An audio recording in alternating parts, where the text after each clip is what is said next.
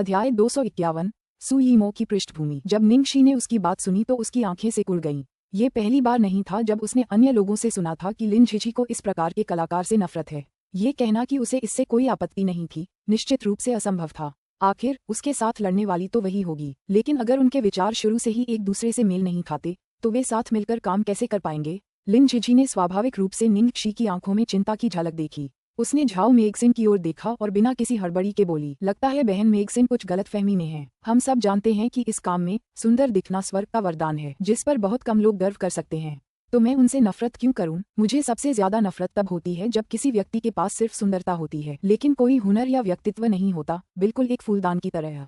सुंदरता के प्रति प्रेम सभी में समान होता है। मेरा मानना है कि सिस्टर मैक्सिन को इसे सबसे ज्यादा समझना चाहिए। यह आखिरी वाक्य सुनकर झाओ मेगसिन के चेहरे के भाव तुरंत बदल गए। उसे सबसे ज्यादा क्या समझ आया? ये स्पष्टतः उसका मजाक उड़ाना था। वह मूल रूप से एक अभिनेता थी, क्योंकि सफल होना मुश्किल था। उन्होंने मुख्य रूप से अपनी छवि पर ध्यान केंद्रित किया, अक्सर कॉस्मेटिक प्रक्रियाओं के साथ। धिक्कार है लिन झिझी पर। वो आमतौर पर बोलती नहीं थी, लेकिन जब बोलती थी तो उसके शब्द वाकई चुभते थे। सच में, ये सच है कि भौंकने वाले कुत्ते शायद ही कभी काटते हैं। तुम्हें लगता है कि वह सिर्फ एक फूलदान नहीं है? झाओ मेगसिन ने फिर से व्यंग्य करते हुए पूछा। हाँ और नहीं। शब्दों के बजाय काम से बोलना बेहतर है, क्योंकि सिस्टर मेगसिन दिखावे के आधार पर निष्कर्ष निकाल रही हैं। लिन झिझी ने बात पूरी की और जाने के लिए उसके पास से गुजर गई। आप? झाओ मेगसिन उनके पीछे हकलाते और गुस्से में रह गए। उस संक्षिप्त टकराव के बाद निंगशी का अवसाद दूर हो गया और वह खुशी खुशी लिन झिझी के पीछे चली गई। बहन झिझी, आप कितनी शांत थीं। मुझे कितना सुरक्षित महसूस हुआ। लेकिन आप निश्चिंत रहिए, मैं निश्चित रूप से फूलदान नहीं हूँ। अगर मैं फूलदान भी होता तो कम से कम किंग सम्राट किंगलोंग तो होता ही। बादलों वाला नीला और सफेद चीनी मिट्टी का समुद्री ड्रैगन। सुंदरता और शक्ति का एक साथ अस्तित्व। लिन झिझी ने उसकी तरफ देखा। उसके होंठ अनजाने में ऊपर की ओर झुक गए। कर्म शब्दों से ज्यादा जोरदार होते हैं। फिल्मांकन कल शुरू होगा। उस समय मैं तुम्हारे साथ वहां रहूंगी। और कल सिर्फ मैं ही नहीं हूंगा। क्रू भी मीडिया को सेट पर आने की अनुमति देने के लिए दरवाजा खोल रहा है। उस समय बहुत सारे पत्रकार आपके पास आएंगे। आपको नवीनतम स्क्रिप्ट और शूटिंग शेड्यूल भेज दिया गया है। आप जानते हैं कि आज का मुख्य आकर्षण आपके अभिनय की परीक्षा होगी। यह आपकी पहली लड़ाई होगी और हमें पूरी तैयारी करनी होगी। दरअसल पिछले कुछ दिनों से वह निंगशी का बायोडेटा पढ़ रही थी और उसके पिछले कामों को देख रही थी। उसे पता चला कि लड़की का अभिनय वाकई बहुत अच्छा है, इसलिए अब वह बस कल के सीन का इंतजार कर रही थी। मुझे पता है, मैं निश्चित रूप से अच्छा प्रदर्शन करूंगा, निंगशी ने चुपके से लिन झिझी को देखते हुए कहा। उसकी सहानुभूति बढ़ती गई। लिन झिझी जैसी औरत उस अविश्वसनीय और प्लेबॉय गोल्डन हेयर वाले जियान मुये को कैसे पसंद कर सकती है? क्योंकि लिन झिझी अन्य कामों में व्यस्त थी। निंगशी के साथ जियो ताओ भी था। जियाओ ताओ बहुत जिंदादिल थी, रास्ते भर लगातार बातें करती रही। निंगशी ने उससे कंपनी के कई राज और गपशप सुनी। सिस्टर मन्यू के जाने के बाद सबसे ज्यादा खुश झाओ मेगसिन और सु यीमो थे, क्योंकि अब उनका कोई प्रतिद्वंदी नहीं था। हालांकि सु यीमो की लोकप्रियता लिंग मन्यू से ज्यादा थी, लेकिन इसकी वजह ये थी कि उन्होंने ढेर सारी बेकार कमर्शियल फिल्में की थीं। मान्यू की फिल्में, हालांकि ज्यादातर आर्ट फिल्में थीं। उन्होंने कई अंतर्राष्ट्रीय पुरस्कार जीते थे। उनका प्रभाव उनसे कहीं ज्यादा था। ठीक है, लेकिन हम कुछ नहीं कर सकते थे, क्योंकि उनके पास बहुत मजबूत समर्थन है। उनके हुनर साफ तौर पर काफी नहीं थे, फिर भी उन्होंने बेशर्मी से गोल्डन एज की बिग सिस्टर का स्थान ले लिया। सु यीमो का समर्थन मजबूत है? निंगशी ने पूछा। बिल्कुल, बहन शी, तुम्हें नहीं पता?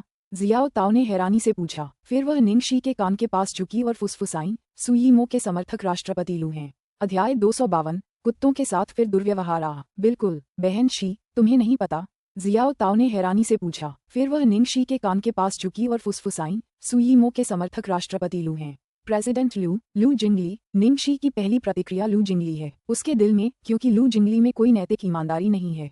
जियो ताओ ने अचानक अपना सिर हिलाया, फिर ऊपर की ओर इशारा किया, जिसका मतलब था लू जिंगली के ऊपर वाले लोग। ये सुनकर निंगशी को थोड़ी हैरानी हुई। उसने भौहें चढ़ाते हुए पूछा, लू ठीक जियाओ? जियो ताओ ने सिर हिलाया, फिर घबराहट से चारों ओर देखा और फिर फुसफुसाया, शशिश। संक्षेप में, बस इसे अपने दिल में जान लो और इसे जोर से मत कहो। निंगशी ने सोचते हुए अपनी ठुड्डी को छुआ। लेकिन ऐसा क्यों है कि बाहर ऐसी रसीली गपशप की कोई हवा नहीं है? बिग बॉस के बारे में अटकलें लगाने की हिम्मत कौन करेगा? इसीलिए तो सिर्फ हमारी कंपनी के लोग ही इसके बारे में जानते हैं, जियाओ ताओ ने समझाया। अच्छा ऐसा है। निंगशी के और ज्यादा जानकारी मांगने का इंतजार किए बिना जियाओ ताओ खुद को रोक नहीं पाया और सीधे गपशप करने लगा। शुरुआत में सु यीमो बस बी और सी लिस्ट में आगे पीछे हो रही थी। उससे ऊपर के लोग थे जो हर जगह ज्यादा लोकप्रिय थे। आखिरकार पता नहीं कैसे वह हमारे बिग बॉस को रिझाने में कामयाब रही और उनकी कृपा दृष्टि भी पा गई। फिर अचानक कंपनी के सारे संसाधन उसे चुनने के लिए दे दिए गए और एक रॉकेट की तरह वह तेजी से सफलता की ओर बढ़ती गई। जियो ताओ जितना अधिक बोलती गई, उसे उतना ही अधिक गुस्सा आता गया और उसने नाराजगी से कहा, हमारी बहन मनयू ने आज की उपलब्धियों को प्राप्त करने के लिए दृढ़ता और निरंतरता के साथ कड़ी लड़ाई लड़ी, फिर भी उसे ऐसे ही दबा दिया गया। ये बहुत अनुचित है। जियो ताओ की तार्किकता सुनकर निंगशी को यकीन हो गया कि ऐसा कुछ सचमुच हुआ था। लेकिन सु यीमो और लू टिंगजियो के बीच वास्तव में क्या रिश्ता था? भले ही जियो ताओ ने ये स्पष्ट रूप से नहीं कहा, लेकिन उसके लहजे से ये साथ में सोने जैसा रिश्ता था। लेकिन लू टिंगजियो के बारे में निंगशी की समझ से स्वाभाविक रूप से वह जियो ताओ की गपशप पर पूरी तरह से विश्वास नहीं करती थी। जियो ताओ, जो लगातार बोल रही थी, को अचानक एहसास हुआ कि वह दूसरों की शक्ति और प्रतिष्ठा बढ़ा रही है और उसे लगा कि यह अनुचित है। इसलिए उसने जल्दी से निंगशी को दिलासा दिया, खांसी, लेकिन बहन क्षी, तुम्हारा समर्थन भी बहुत शक्तिशाली है। हमारे दूसरे युवा गुरु ने तुम्हें व्यक्तिगत रूप से खोजा था। हालांकि जियो ताओ ने ऐसा ही कहा, लेकिन उसके स्वर में निराशा थी। वह मूल रूप से लिंग मनयू की सहायक थीं। उन्हें निंगशी की सहायता के लिए लिन झिझी के साथ स्थानांतरित कर दिया गया था। पिछली बार जब वह लिंग मनयू के साथ थी तो लोग जहाँ भी थे उसका सम्मान करते थे। लिंग मनयू की तुलना में निंगशी तो बस एक छोटी सी नौसिखिया थी और अब वह निंगशी की सहायक थी। जब उसने सोचा कि भविष्य में उसे सु यीमो के एजेंट और सहायक के आगे कैसे झुकना होगा, तो वह स्वाभाविक रूप से दुखी हो गई। निंगशी ने जियाओ ताओ के चेहरे पर निराशा को कैसे अनदेखा कर दिया, लेकिन फिर जियाओ ताओ की प्रतिक्रिया सामान्य थी, इसलिए उसने इसे दिल पर नहीं लिया। बस इतना ही कि सु यीमो एक समस्या थी, इसलिए वह इस मामले को यूं ही नहीं जाने देगी। आखिरकार ये 7 दिन उसके लिए बहुत महत्वपूर्ण थे और कोई भी छोटी सी दुर्घटना उसके निर्णय को प्रभावित कर सकती थी। इसलिए निंगशी ने बिना सोचे समझे अंदाजा लगाने की कोई कोशिश नहीं की। उसने अपना फोन निकाला और उसे एक मैसेज भेजा, सु यीमो के साथ आपका क्या रिश्ता है? इस बीच लू ग्रुप में कॉन्फ्रेंस रूम के अंदर लू टिंगजियाओ मीटिंग कर रहे थे। तभी उनके पास रखा फोन वाइब्रेट हुआ। अपने अधीनस्थ की रिपोर्ट सुनते हुए लू टिंगजियो ने अपने फोन पर नजर डाली। तभी कमरे में मौजूद सभी अधीनस्थों ने एक अत्यंत दुर्लभ दृश्य देखा। उनके बिग बॉस, जो शायद ही कभी मुस्कुराते थे, वास्तव में अपने फोन को देख रहे थे। उनकी नाक भान सिकोड़ी हुई थी और एक सुखद मुस्कान देखी जा सकती थी। अध्याय 253, मैं आपका अनन्य समर्थक हूँ। यूजिनी लोबिटाना को उनके दान के लिए धन्यवाद। बैठक स्थगित कर दी गई है। ये 4 शब्द कहकर लू टिंगजियाओ ने अपना फोन लिया और कॉन्फ्रेंस रूम से बाहर निकल गया। निंगशी असल में लू टिंगजियो के मैसेज का इंतजार कर रही थी। उसे उम्मीद नहीं थी कि वो सीधे उसे फोन करेगा, जिससे वो चौंक गई। इसलिए निंगशी ने जियो ताओ से माफी मांगी और जल्दी से एक खाली कोना ढूंढकर फोन उठाया। अरे, मैंने आपका संदेश देखा। लू टिंगजियाओ का स्वर शांत था, मानो वह अच्छे मूड में हो। निंगशी ने ध्यान भटकाते हुए दीवार की टाइलों में अपने नाखून गड़ा दिए और कहा, ओह, जब उसने वह संदेश भेजा था तो उसे कुछ भी महसूस नहीं हुआ था, लेकिन इस समय उसे ऐसा क्यों लग रहा है कि कुछ गड़बड़ है? क्या तुम्हें जलन हो रही है? लू टिंगजियाओ की धीमी और भारी आवाज फोन पर आई। खांसी खांसी खांसी। ये 3 शब्द सुनते ही निंगशी के मुंह से एक अजीब सी खांसी फूट पड़ी और उसने गुस्से से कहा, कौन जल रहा है? मुझे लगता है कि कंपनी के रिश्तों का पता लगाना जरूरी है, इसलिए मैंने यूं ही पूछ लिया। बस इतना ही। लानत है। कोई आश्चर्य नहीं कि उसे लगा कि कुछ गड़बड़ है। बेशक उस सवाल से दूसरे लोगों को ऐसा लगा होगा जैसे वो ईर्ष्या कर रही हो। लू टिंगजियाओ ने कहा, चूंकि यह सवाल लापरवाही से पूछा गया था, इसलिए मैं जवाब देने से इनकार करता हूँ। हाँ। निंगशी हैरान रह गई। उसने कभी सोचा भी नहीं था कि लू टिंगजियो इतना बचकाना होगा। मुझे क्या करना होगा कि तुम मुझे बता सको? लू टिंगजियाओ, प्रश्न याद रखें। कौन सा सवाल? क्या मैं ईर्ष्यालु हूँ? वास्तव में लू टिंगजियो के किसी अन्य महिला के साथ होने के बारे में जियो ताओ के अस्पष्ट अनुमानों को सुनकर वास्तव में उसका दिल थोड़ा असहज हो गया, लेकिन वह इसे कैसे स्वीकार कर सकती थी? निंगशी ने उदासीनता से कहा, अगर तुम जवाब नहीं देना चाहती तो रहने दो। चूंकि तुम्हारा सु यीमो के साथ रिश्ता रहा है, सिर्फ इसी वजह से मैं तुम्हारे पॉइंट घटा दूंगी और यह सीधे 0 हो जाएगा। लू टिंगजियाओ ने आह भरी। समझौता करने से खुद को नहीं रोक सका। निश्चिंत रहो, कोई रिश्ता नहीं है। तुम्हें कंपनी में उसके बारे में सतर्क रहने की जरूरत नहीं है। कुछ लोग ऐसा क्यों कहते हैं कि सु यीमो के समर्थक आप हैं?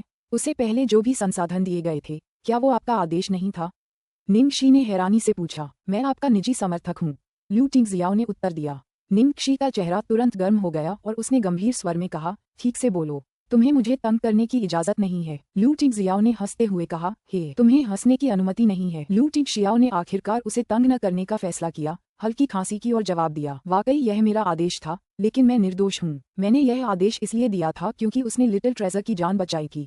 क्या? लिटिल ट्रेजर को क्या हुआ? निंगशी ने तुरंत घबराकर पूछा। लिटिल ट्रेजर को ज्यादा लोगों से मिलने जुलने का मौका देने के लिए मैंने उसे स्कूल भेजने की कोशिश की। नतीजा ये हुआ कि उसकी भावनाएं बेकाबू हो गईं और वह सड़क पर भाग गया। वह लगभग एक कार से टकरा ही गया था, लेकिन खुशकिस्मती से एक और कार अचानक वहां से निकली और उस कार से टकरा गई, जिससे लिटिल ट्रेजर की जान बच गई। बाद में पता चला कि कार में मौजूद व्यक्ति सु यीमो थी। क्योंकि वह नशे में गाड़ी चला रही थी, इसलिए उसने नियंत्रण खो दिया, लेकिन तमाम मुश्किलों के बावजूद लिटिल ट्रेजर बच गया। जब निंगशी ने ये सुना तो वह दंग रह गई। क्या मुझे समझ नहीं आ रहा क्या कहूँ। क्या सुई मो की किस्मत अच्छी थी या लिटिल ट्रेजर की किस्मत अच्छी थी? तो उसका बदला चुकाने के लिए तुमने यह आदेश दिया था, लेकिन वह लू टिंगशियाओ के भुगतान के तरीके को समझ पा रही थी। चूंकि सुई मो ने लिटिल ट्रेजर को बचाया था, भले ही यह जानबूझकर नहीं बल्कि एक दुर्घटना थी, अंततः उसने लिटिल ट्रेजर को बचा ही लिया था। हाँ, लू टिंगजियाओ ने उत्तर दिया। उफ, लेकिन लोगों ने सचमुच लिटिल ट्रेजर की जान बचाई है।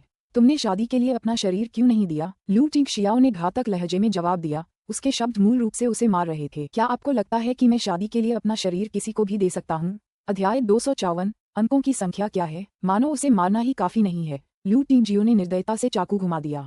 लू टिंगजियाओ, अब कितने अंक? मैं तुम्हें क्यों बताऊं? मैं बेवकूफ नहीं हूँ। मैं फोन रख रही हूँ। मेरा असिस्टेंट अभी भी मेरा इंतजार कर रहा है।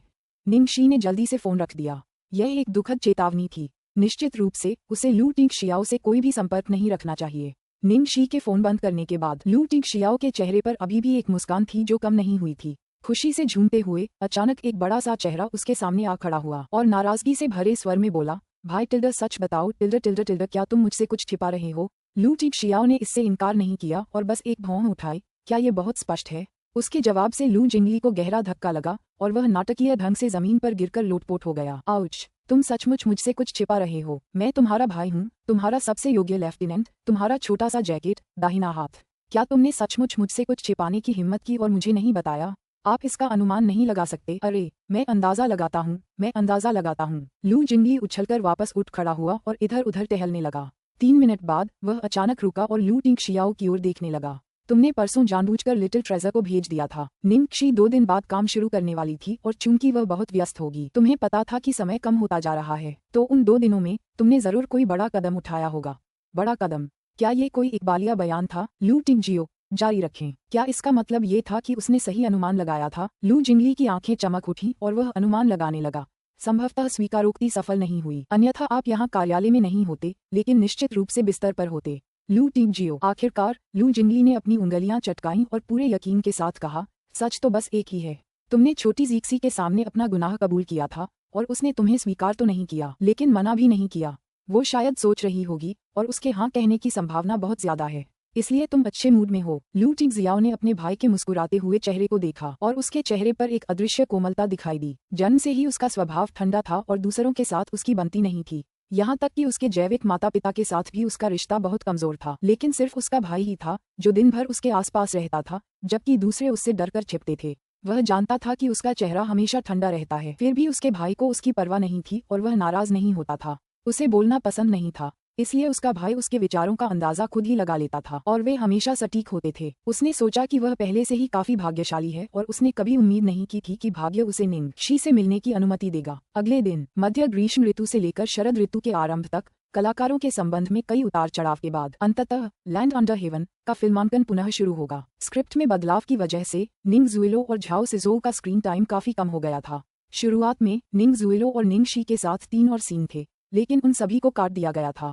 इसका मतलब था कि अपनी बाकी बची कुछ शूटिंग के दौरान वह स्टूडियो में निंग जुएलो से नहीं मिल पाएंगी, जिससे उनकी चिंता कम हो गई। अब वह फिल्म की शूटिंग पर ध्यान केंद्रित कर पाएंगी। आज की शूटिंग में मुख्य रूप से निंगशी और जियांग मुये के 2 महत्वपूर्ण दृश्य थे। निंगशी के एजेंट लिन झिझी तो आए ही, जियांग मुये के एजेंट लेई मिंग भी व्यक्तिगत रूप से आए। इससे साफ है कि आज दोनों दृश्यों का कितना महत्व है। निंगशी और जियांग मुये लगभग एक ही समय पर पहुंचे। वरिष्ठ भाई जियांग टिल्डर, निंगशी ने प्यार से अभिवादन किया। उसने तुरंत ही उसे संबोधित करने का तरीका बदल दिया, वरिष्ठ जियांग से वरिष्ठ भाई जियांग। छोटी बहन। निंगशी को देखकर, जो एक अच्छी व्यवहार वाली छोटी लड़की होने का नाटक कर रही थी, जियांग मुये कांप उठा, उसके रोंगटे खड़े हो गए। तभी उसकी नजर लापरवाही से लिन झिझी पर पड़ी, जो निंगशी के बगल में थी। अध्याय 255। किसने कहा कि वह मेरी पूर्व प्रेमिका थी? लिन झिझी लेई मिंग से बात कर रही थी और उसने जियांग मुये की तीखी नजर पर ध्यान नहीं दिया। बातचीत खत्म करने के बाद वह निंगशी की ओर मुड़ी और उसे समझाया, निंगशी, भाई मिंग और मुझे कुछ बात करनी है। जाओ और अपने बड़े भाई के साथ अपने दृश्यों का ठीक से अभ्यास करो।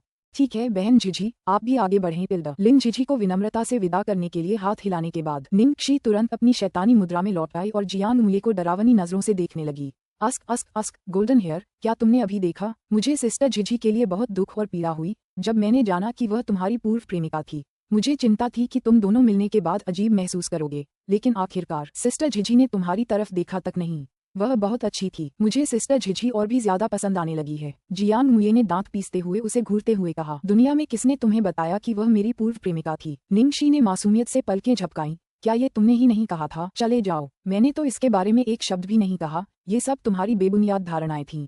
किसने कहा कि तुम्हारे काम इतनी आसानी से गलत समझे जाएंगे? निंगशी बड़बड़ाए और तुरंत बाद वह और भी ज्यादा उत्सुक हो गई। चूंकि वह तुम्हारी पूर्व प्रेमिका नहीं है तो फिर उसके साथ तुम्हारा रिश्ता क्या है? तुम उससे इतना डरते क्यों हो? मैं कब से उससे डरने लगा हूँ। निंग जियाओशी, क्या तुम अपनी अलग सोच बंद कर सकती हो? जियांग मुये को उसके द्वारा लगभग मौत के घाट उतार दिया गया था और जानकारी पाने के लिए निंगशी ने उसे शांत करने के लिए अपनी आवाज धीमी कर दी। ठीक है, मैं बेवकूफ़ी भरे विचार रखना बंद कर दूंगी। फिर खुद ही बता दो, तुम दोनों को क्या हो गया है और क्या बात है? वो तो बस मेरी एजेंट हुआ करती थी। जियांग मुये ने झुंझलाते हुए अपनी स्क्रिप्ट को तेजी से पलटा। निंगशी ने आश्चर्यचकित होकर बड़ी बड़ी आंखों से देखा। नहीं, सिस्टर झिझी आपकी एजेंट थी? जियांग मुये ने उसकी ओर आंखें घुमाईं। क्या? क्यों नहीं? उसके चेहरे पर क्या भाव थे? निंगशी ने अपना सिर हिलाया और आह भरते हुए कहा, ये तुम्हारी पूर्व प्रेमिका होने से भी अधिक दयनीय है। पूरा उद्योग जानता है कि जियांग मुये का व्यक्तित्व कितना उग्र था। उनका कोई भी सहायक एक सप्ताह से अधिक समय तक नहीं टिकता था। लेई मिंग इतने लंबे समय तक बिना बदले उसका एजेंट बना रहा। इसकी एकमात्र वजह ये थी कि भले ही लेई मिंग का शरीर बहुत गठीला था और वह देखने में भी भयंकर लगता था, लेकिन असल में उसका व्यक्तित्व बेहद अच्छा था। वह बेहद धैर्यवान था, इसलिए वह इतने लंबे समय तक जियांग मुये के साथ रह सका। ये जानकर कि लिन झिझी और जियांग मुये के बीच ऐसा रिश्ता नहीं है, निंगशी ने राहत की सांस ली। अगर ऐसा नहीं होता तो एक छोटी सी बात भी गड़बड़ हो जाती तो उन तीनों के बीच का रिश्ता आसानी से बिगड़ सकता था। इस समय जियो ताओ ने लोगों को एक डेक कुर्सी को हटाने का निर्देश दिया जो निंगशी के पास बहुत ही शानदार लग रही थी। फिर कहा, बहन निंग, यह आपके लिए एक सीट है। फिल्मांकन समूह में केवल मुख्य नायिका और मुख्य नायिका या उच्च पद वाले लोगों को ही इस तरह की डेक कुर्सी का आनंद मिलता है। इससे पहले निंगशी हमेशा कोने में एक छोटे से स्टूल पर बैठती थी और ज्यादा से ज्यादा वह सिर्फ एक कुर्सी ही होती। उसने कभी नहीं सोचा था कि एक दिन ऐसा आएगा जब उसे इतना अच्छा व्यवहार मिलेगा। कड़ी मेहनत के लिए धन्यवाद, जियो ताओ, निंगशी ने कृतज्ञता भरे स्वर में कहा। हालांकि जियो ताओ को हमेशा इस बात का अफसोस रहा कि लेंग मनयू ने इंडस्ट्री छोड़ दी और वह अपनी वर्तमान भूमिका से संतुष्ट नहीं थी, लेकिन जब काम का समय होता था तब भी वह काफी मेहनती थी। रिहर्सल करना चाहोगी? निंगशी ने अपनी स्क्रिप्ट उठाई और अपने सबसे प्रिय एजेंट के आदेश का दृढ़तापूर्वक पालन करते हुए पूछा। रिहर्सल करो साले, कल पूरी रात गेम खेलता रहा और सो नहीं पाया। मैं अपनी नींद पूरी कर लूंगा, मुझे परेशान मत करो। बोलने के बाद जियांग मुये ने अपनी स्क्रिप्ट से अपना चेहरा ढक लिया और खर्राटे लेने लगा। निंगशी ने चुपचाप अपने दिल में लेई मिंग के लिए एक मोमबत्ती जलाई। उसके बाद वह लिन झिझी के लिए खुश हुई, क्योंकि सौभाग्य से वह अपने दुखों का अंत कर पाई थी। अध्याय 256, मैं तुम्हारा आदमी हूँ। जियांग मुये फिल्मांकन शुरू होने तक सोते रहे। यहाँ तक कि जब उनका मेकअप हो रहा था तब भी उनकी आंखें बंद थीं। वह अभी भी सो रहा था। तभी डायरेक्टर गुओ ने सबको अपनी जगह पर बैठने को कहा। निंगशी अब और बर्दाश्त नहीं कर सकी और उसकी कुर्सी पर लात मार दी। जियांग मुये को फिर धीरे धीरे होश आया। आज वे युद्ध के मैदान पर एक लड़ाई का दृश्य फिल्माने जा रहे हैं। मेंग चांगे के भाई को सम्राट और पत्नी शियान द्वारा जबरन मौत के घाट उतार दिए जाने के बाद छोटी अधिपति मेंग चांगे रातों रात परिपक्व हो गईं। उन्होंने कवच पहना, युद्ध के मैदान में उतरीं और अपने अंतहीन सैन्य जीवन की शुरुआत की। जनरल के भवन में बड़ा परिवर्तन आया। चांगोन शहर में अब कोई छोटा अधिपति नहीं रहा। मेंग चांगे के चले जाने के बाद सन हुआनकिंग को आखिरकार अपनी भावनाओं का एहसास हुआ। वह मेंग चांगे के साथ युद्ध के मैदान में गया और एक सैन्य चिकित्सक बन गया। फिल्मांकन क्रम आमतौर पर कहानी के बजाय दृश्यों के स्थान के अनुसार होता है, इसलिए आज की शूटिंग में कहानी 7 साल बाद की कहानी में बदल गई। मेंग चांगे ने कई युद्ध उपलब्धियां हासिल की और अपने पिता और भाई से भी बेहतर प्रदर्शन किया। विश्वासघाती दरबारी अधिकारियों और पत्नी शियान की शह के कारण मूर्ख सम्राट मेंग चांगे से डरने लगा और उसे नियंत्रित करने के लिए उसने उसे अपनी सैन्य शक्तियां सौंपने और निकम्मे 12वें राजकुमार से विवाह करने के लिए कहा। मेंग चांगे ने स्वाभाविक रूप से मृत्यु के सामने भी समर्पण करने से इनकार कर दिया। इस प्रकार एक युद्ध के दौरान उसे भी अपने भाई जैसी ही विपत्ति का सामना करना पड़ा। वह शत्रुओं से नहीं बल्कि स्वयं से पराजित हुई। दुश्मन पास थे, फिर भी उनके पास पर्याप्त भोजन और चारा नहीं था और अतिरिक्त सैनिक भी नहीं आ रहे थे। वे अचानक एक निराशाजनक स्थिति में फंस गए थे। अंततः जीवन और मृत्यु की अंतिम लड़ाई में स्टूडियो के अंदर सभी कर्मचारी अपनी अपनी जगह पर थे और पत्रकार एक के बाद एक वहां पहुंचे। निर्देशक गुओ किशेग से ज्यादा घबराया हुआ कोई नहीं था। इस बार अगर उन्हें फिर कोई समस्या आए तो वह सचमुच अपना सिर पीट पीट कर मार डालना चाहेंगे। बेशक उसे निंगशी की कोई चिंता नहीं थी, लेकिन जब अभी अभी फिल्मांकन शुरू होने वाला था, जियांग मुये अभी भी सो रहा था। उसकी हालत ठीक नहीं लग रही थी, जिससे वह सचमुच चिंतित हो गया।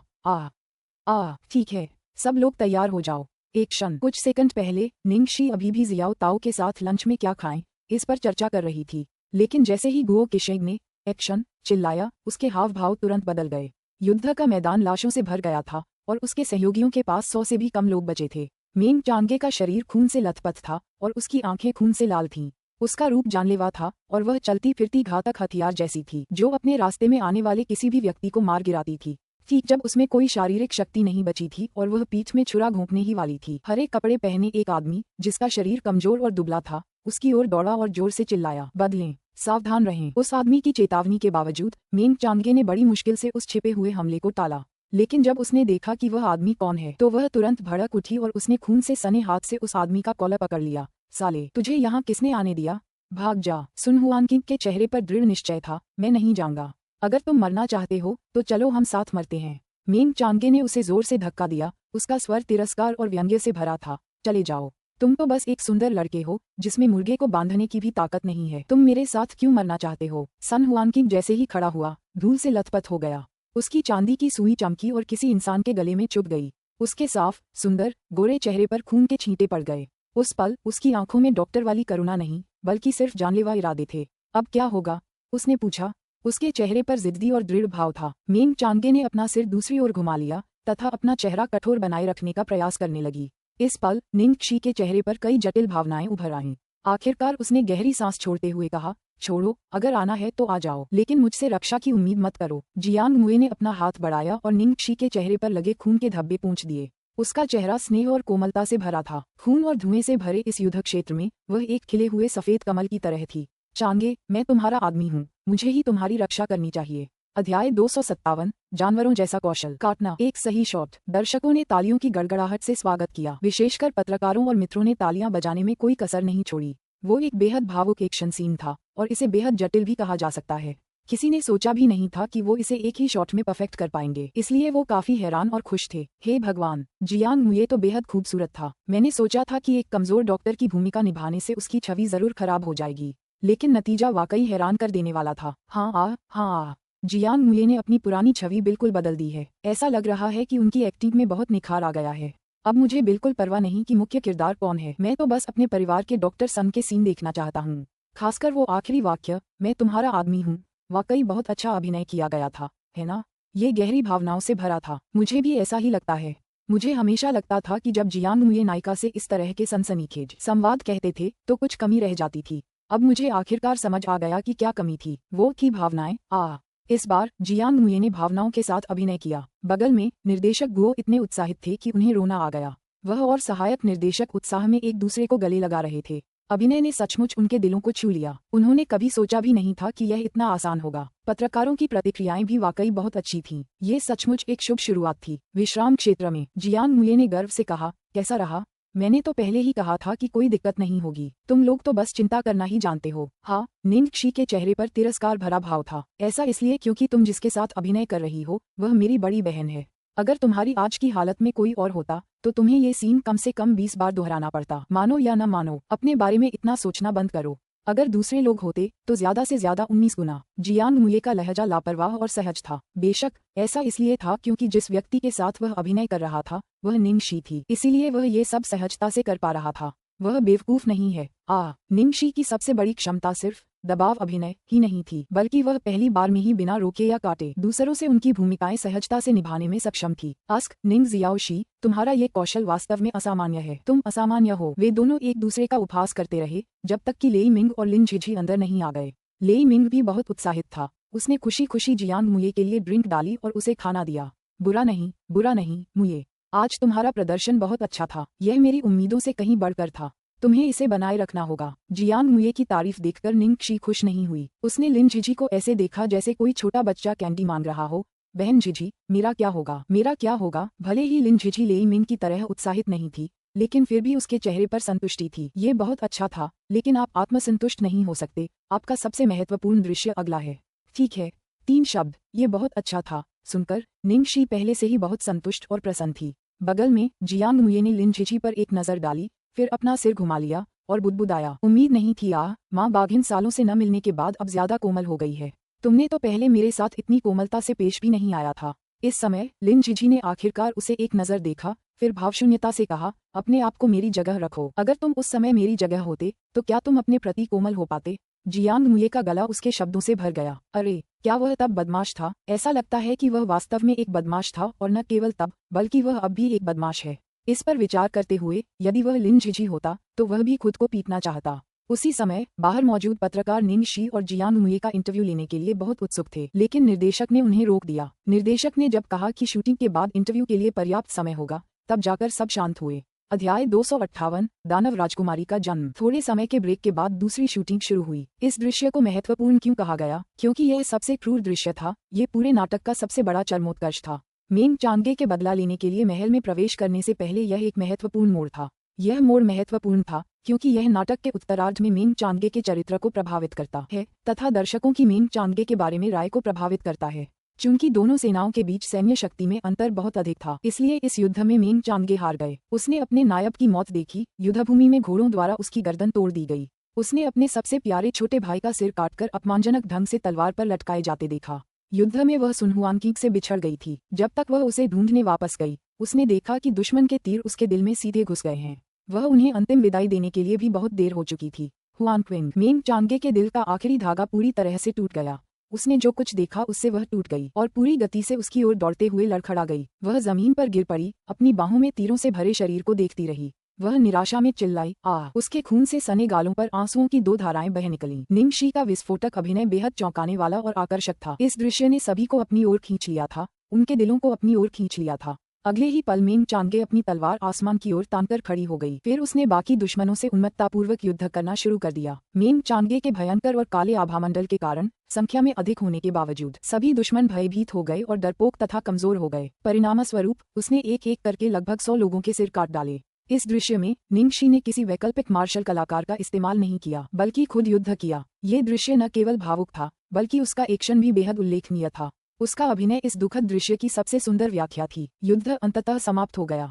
इस विशाल युद्ध क्षेत्र में वह अंतिम जीवित प्राणी थी। पूरा युद्ध क्षेत्र खून से भरा था, लाशों की परतें बिछी थीं और एक जर्जर झंडा हवा में लहरा रहा था। मेंग चांगे ने अपनी छाती को पकड़ लिया और फिर घुटनों के बल बैठ गई और हौंफने लगी। अपने दुख और क्रोध के बाद उसने धीरे से अपने प्रेमी का सिर नीचे किया, अपने घुटनों को तकिए की तरह इस्तेमाल किया और उसके चेहरे की धूल पोंछ दी। उसके चेहरे पर न तो कोई दुख था और न ही खुशी। इस समय निंग शी की खामोशी उन दोनों के बीच बिताए पलों की यादों के क्लिप्स के लिए थी। निंग शी के हाव भाव ऐसे थे कि यादों की तस्वीरें न होने के बावजूद उसकी खामोशी उसकी भावनाओं को बयां कर रही थी। इस खामोशी ने स्टूडियो में मौजूद सभी लोगों को उसकी भावनाओं को समझने और सुनहुआंग के साथ उसकी हर याद को शुरुआत से लेकर उसके अचानक अंत तक याद करने पर मजबूर कर दिया।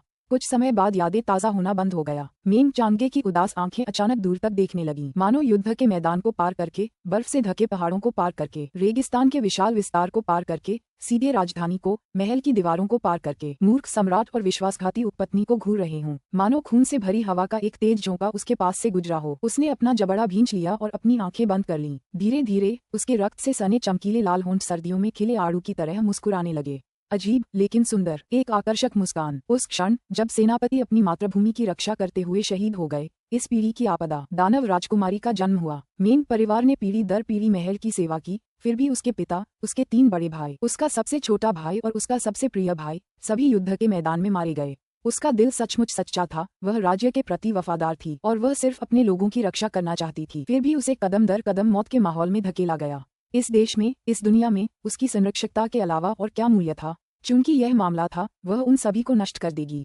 अध्याय 259 बस एक जानवर। निंग शी ने एक गहरी मुस्कान के साथ उस असहनीय लेकिन गरिमापूर्ण गहरे दुख और घृणा को पूरी तरह से व्यक्त कर दिया। इस समय स्टूडियो पूरी तरह से शांत था। शूटिंग के अंत तक किसी ने भी एक साधारण आवाज निकालने या यहाँ तक कि जोर से सांस लेने की हिम्मत नहीं की, क्योंकि उन्हें डर था कि कहीं वह दुखी, खूबसूरत आत्मा को परेशान न कर दे।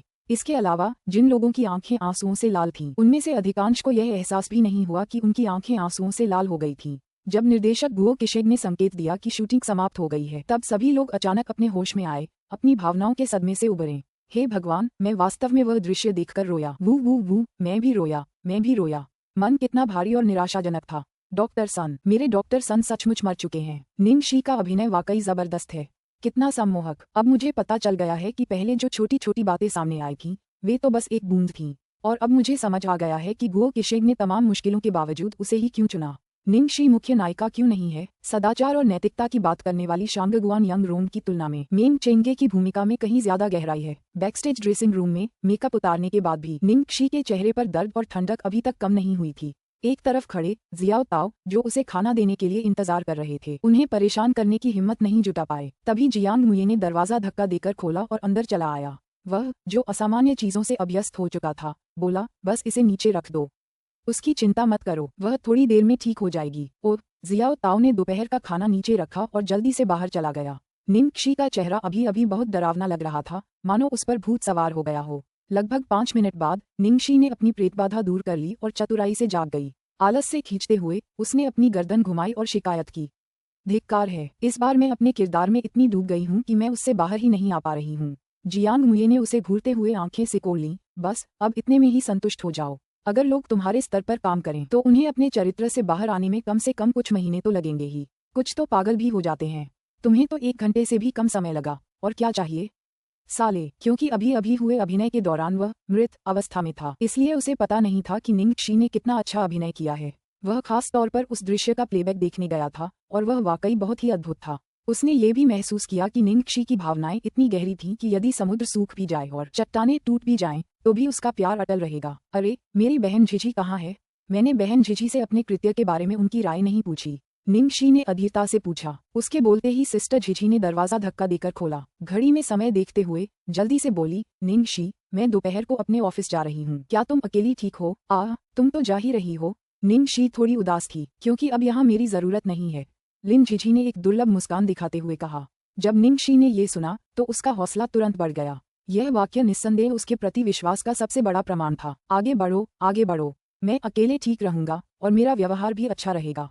मुझसे कभी भी संपर्क करें। ठीक है डोकी, मैं तुम्हें जाने दूंगा। लिन झिझी को विदा करने के बाद निंगक्षी खुशी खुशी वापस लौट आए। जियांग मुये ने उसे तिरस्कार भरी नजरों से देखा। देखो अपनी चापलूसी। निंगक्षी ने भी उसे तिरस्कार भरी नजरों से देखा। तुम तो बस सिस्टर झिझी के साथ मेरे अच्छे रिश्ते से जल रहे हो। खैर, मुझे तो तुम्हारा शुक्रिया अदा करना चाहिए। तुम्हारे जैसे कमीने को झेलने के बाद उसे मेरे जैसे आज्ञाकारी प्यारे की और भी ज्यादा कद्र होगी। जियांग मुये ठिठक कर हंसा।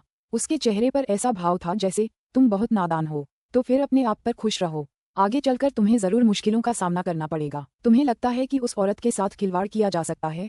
मुझे दोष मत दो कि जब तुम इतनी तकलीफ में होते हो कि अपने पापा के लिए रोते हो और अपनी माँ के लिए चिल्लाते हो, तब मैं तुम्हें याद नहीं दिलाता। अध्याय 260। निंगक्षी के जीवनसाथी के चयन के मानदंड। निर्देशक ने वास्तव में 2 बड़े दृश्यों को पूरा करने के लिए पूरा दिन निर्धारित किया था, लेकिन उन्हें इसे पूरा करने में केवल आधा दिन ही लगा। परिणामस्वरूप दोपहर के साक्षात्कार के लिए पर्याप्त समय उपलब्ध है। निंगक्षी और जियांग मुये ने पत्रकारों के सभी सवालों का काफी सहयोग किया और उनके सवालों का जवाब दिया। पत्रकारों ने उनकी भावनाओं का पूरा सम्मान किया और बेहद संवेदनशील विषयों पर बात करने से परहेज किया। ये देखकर कि माहौल बहुत अच्छा है। नाटक के बारे में साक्षात्कार के प्रश्न पूरे होने के बाद पत्रकारों ने उनसे कुछ व्यक्तिगत प्रश्न पूछना शुरू कर दिया। रिपोर्टर, मुये, मेरा एक सवाल है। लगता है हर बार जब तुमसे ये सवाल पूछा जाता है तो तुम टाल जाते हो, लेकिन मैं आज फिर पूछूंगा। तुम्हें कैसी लड़की पसंद है? क्या सच में तुम्हें मेंग चांगे जैसी मजबूत और ज्यादा सक्रिय लड़की पसंद है? जियांग मुये ने सोचते हुए अपनी ठुड्डी अपने हाथ पर टिका ली। मुझे पहले ऐसी लड़कियां पसंद थीं जो डरपोक और प्यारी हों और जिनकी मैं रक्षा कर सकूं, लेकिन जैसे जैसे मैं बड़ा होता जा रहा हूँ, मुझे लगता है कि मेंग चेंगे जैसी मजबूत और ज्यादा सक्रिय लड़कियां ज्यादा बहादुर और सच्ची होती हैं। जियांग मुये से पूछने के बाद रिपोर्टर ने स्वाभाविक रूप से निंगक्षी की ओर रुख किया। निंगक्षी, तुम्हें किस तरह का आदमी पसंद है, या यूं कहें कि तुम जीवनसाथी में किन मानदंडों को ध्यान में रखती हो? क्या हम इस बारे में बात कर सकते हैं? निंगक्षी को सिरदर्द हो रहा था, क्योंकि उसके लिए इस पारंपरिक प्रश्न का उत्तर देना मुश्किल था। वह ऐसी महिला थी जो शादी नहीं करना चाहती थी और इसलिए उसने कभी जीवनसाथी चुनने के बारे में नहीं सोचा था। तो फिर उसके पास मानदंडों की सूची कैसे होगी? बस जब रिपोर्टर ने सवाल पूछा, उस पल, उस सेकंड में उसके दिमाग में जो आकृति कौंधी, वह वास्तव में थी। निंगक्षी ने अपना सिर हिलाया और पत्रकारों के सवालों का जवाब देने पर ध्यान केंद्रित किया। मेरे जीवनसाथी के चयन का मानदंड ये है कि वह लगभग मेरी उम्र का हो, उसकी रुचियां मेरे जैसी हों और हम एक जैसी सोच वाले लोग हों। सौभाग्य से इस मुद्दे पर वह पूरी तरह तैयार थी, इसलिए उसने तुरंत तैयार की गई पंक्तियां कह दी। उत्तर पूरी तरह से उचित था और उन्हें इसमें कुछ भी गलत नहीं लगना चाहिए। हालांकि उसी समय उनके बगल में बैठी एक महिला रिपोर्टर ने उत्साह से कहा, आपने जो कहा उसके अनुसार जियांग मुये कम से कम 2 श्रेणियों में खरे उतरते हैं। पहला मानदंड, जियांग मुये आपकी उम्र के करीब हैं, और तीसरा, आप दोनों अभिनेता हैं, इसलिए निश्चित रूप से आप दोनों एक जैसी सोच रखते हैं। दूसरी शर्त के अनुसार, हालांकि हमें यकीन नहीं है कि आपकी रुचियां और शौक एक जैसे हैं या नहीं, लेकिन समान विचारधारा वाले लोगों के रूप में आपकी रुचियां एक जैसी होने की संभावना बहुत ज्यादा है। निंगक्षी का मुंह फड़क गया और उसने तुरंत इनकार कर दिया। हाँ, असल में ऐसे बहुत से लोग हैं जो इन मानदंडों पर खरे उतरते हैं। सब किस्मत पर निर्भर है। बगल में जियांग मुये ने भी मजाक में बात को टाल दिया। उसने जानबूझकर कहा, वैसे भी तुम्हें उसकी सफाई सुनने की जरूरत नहीं है। सफाई तो बस छिपाने के लिए होती है। असल में वह तो बस अपने बड़े भाई यानी मुझे अपने जीवन साथी के मानदंड गिनाने के लिए इस्तेमाल कर रही है। निंगशी ने उनकी बात का अनुसरण करते हुए कहा, वरिष्ठ भाई, क्या आपके प्रशंसक जानते हैं कि आप इतने आत्ममुग्ध हैं? 2 घंटे बाद साक्षात्कार समाप्त हो गया। हालांकि आज उन्हें दोनों के बीच के शानदार दृश्य देखने को मिले, लेकिन चूंकि उन्हें बड़े स्पॉइलर जारी करने की अनुमति नहीं है, इसलिए वे इसे साझा नहीं कर सके। हालांकि कुछ छोटे छोटे अंश और अंशों को फिर भी अनुमति दी गई। इसके अलावा साक्षात्कार बहुत सहजता से हुआ और विषय वस्तु भी बहुत समृद्ध थी। निंगशी और जियांग मुए दोनों ने स्क्रीन पर और स्क्रीन के बाहर दोनों जगह बहुत ही सामंजस्यपूर्ण अभिनय किया। चूंकि उन्हें लेखन और प्रसारण के लिए भरपूर सामग्री मिली थी, इसलिए रिपोर्टर बहुत संतुष्ट थे। पत्रकारों के जाने के बाद निंगशी ने आलस से हाथ बढ़ाया, मैं थक गई हूँ। आज की लड़ाई आखिरकार बिना किसी परेशानी के खत्म हो गई। मैं थोड़ी नींद लेने के लिए होटल वापस जा रही हूँ। जियांग मुए ने उसकी तरफ देखा, होटल?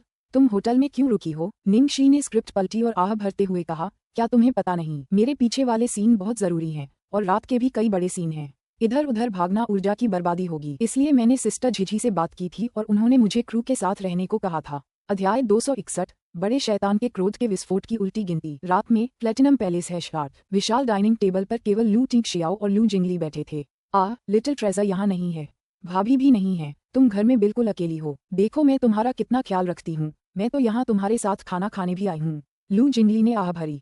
घर का सन्नाटा उसे पसंद नहीं आया, इसलिए वह दौड़कर टीवी चालू करने लगा। बेशक जिस चैनल पर उन्होंने स्विच किया था वह निश्चित रूप से मनोरंजन उद्योग की गपशप के बारे में था। टेलीविजन पर इस समय सू यीमो की नई फिल्म स्टारी सी की प्रेस ब्रीफिंग चल रही थी। इसमें कई मशहूर हस्तियां शामिल हुईं और यह बहुत ही भव्य थी। सू यीमो ने WECOUTURE का हाउते कॉर्चर डिजाइन किया हुआ बर्फ के नीले रंग का सूती शाम का गाउन पहना हुआ था। वह किसी देवी की तरह जादुई आभा से ओतप्रोत थी। वह राष्ट्र की देवी की उपाधि के योग्य है। गोल्डन एज के बॉस होने के नाते लू जिंगली ने भौहें सिकोड़ते हुए कहा, संसाधनों की कितनी बर्बादी है। उसके पास चुनने के लिए इतनी सारी स्क्रिप्ट हैं, फिर भी उसने इस तरह का खिलौना चुना। देवी के अलावा यह अभी भी देवी है। जल्द ही वह देवी बनने में माहिर हो जाएगी। क्या उसके पास कुछ अलग हो सकता है? ओह ठीक है, बहुत से लोग मानते हैं कि आपका और सू यीमो का रिश्ता ऐसा ही है। भाभी ने इसके बारे में सुना होगा, क्या आपने उसे समझाया है? कोई खून खराबा या गलतफहमी पैदा न करें। लू टिंगजियाओ के चेहरे पर शांत भाव था, मैंने समझा दिया है। अरे इतनी कुशलता। लू जिंगली सोच रही थी कि क्या कल वाला फोन कॉल इसी बारे में था। अचानक दृश्य बदल गया और निंगशी का चेहरा टीवी पर दिखाई दिया। वाह, भाभी हैं, जल्दी से आकर देख लो। लू जिंगली ने तुरंत उस पर ध्यान केंद्रित किया। लू टिंगशियाओ ने अपनी चॉपस्टिक नीचे रख दी और गंभीर तथा एकाग्र भाव से टेलीविजन की स्क्रीन की ओर देखा। आज सुबह हमारे रिपोर्टर उस फिल्म सेट पर गए जहां हाल ही में दर्शकों के बीच काफी लोकप्रिय हुई फिल्म लैंड अंडर हेवन की शूटिंग चल रही थी और उन्होंने पर्दे के पीछे की कुछ अद्भुत तस्वीरें लीं। मेजबान द्वारा इसका परिचय दिए जाने के बाद दृश्य बदलकर उसके पीछे लगी बड़ी स्क्रीन पर आ गया। निंगशी एक राइफल पकड़े हुए थी और खून से सना कवच पहने हुए थी। वह हरे कपड़े पहने जियांग मुए को गहरी नजरों से देख रही थी।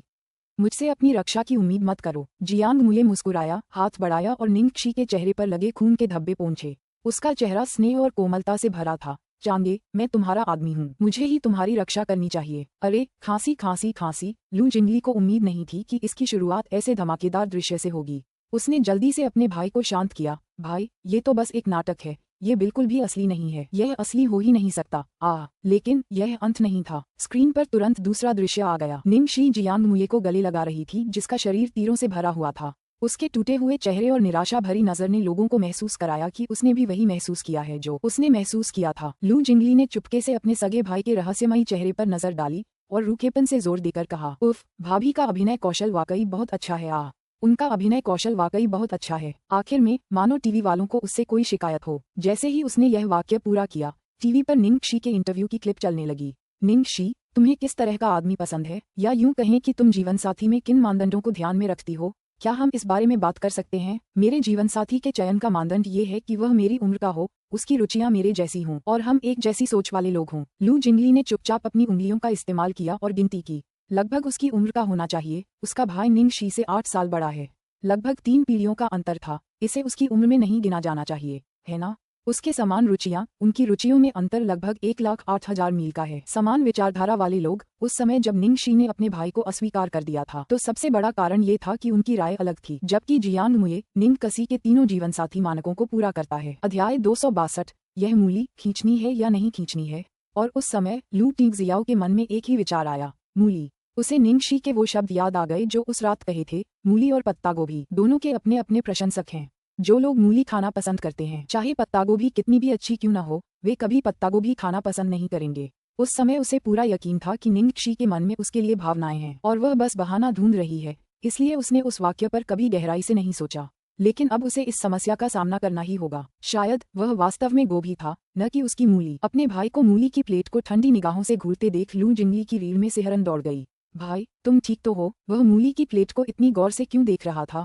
इसके बाद लू टिंगशियाओ ने भावशून्यतापूर्वक अपने घर के नौकर को बुलाया, उसे मूली की प्लेट हटाने के लिए कहा और उसे बताया कि वह कभी भी खाने की मेज पर ऐसी सब्जियां न रखे। लू जिंगली की अभिव्यक्ति बेहद हैरान थी। भले ही वह बेहद बुद्धिमान था, वह समझ नहीं पा रहा था कि प्यार एक आदमी के दिमाग को कैसे शॉर्ट सर्किट कर सकता है।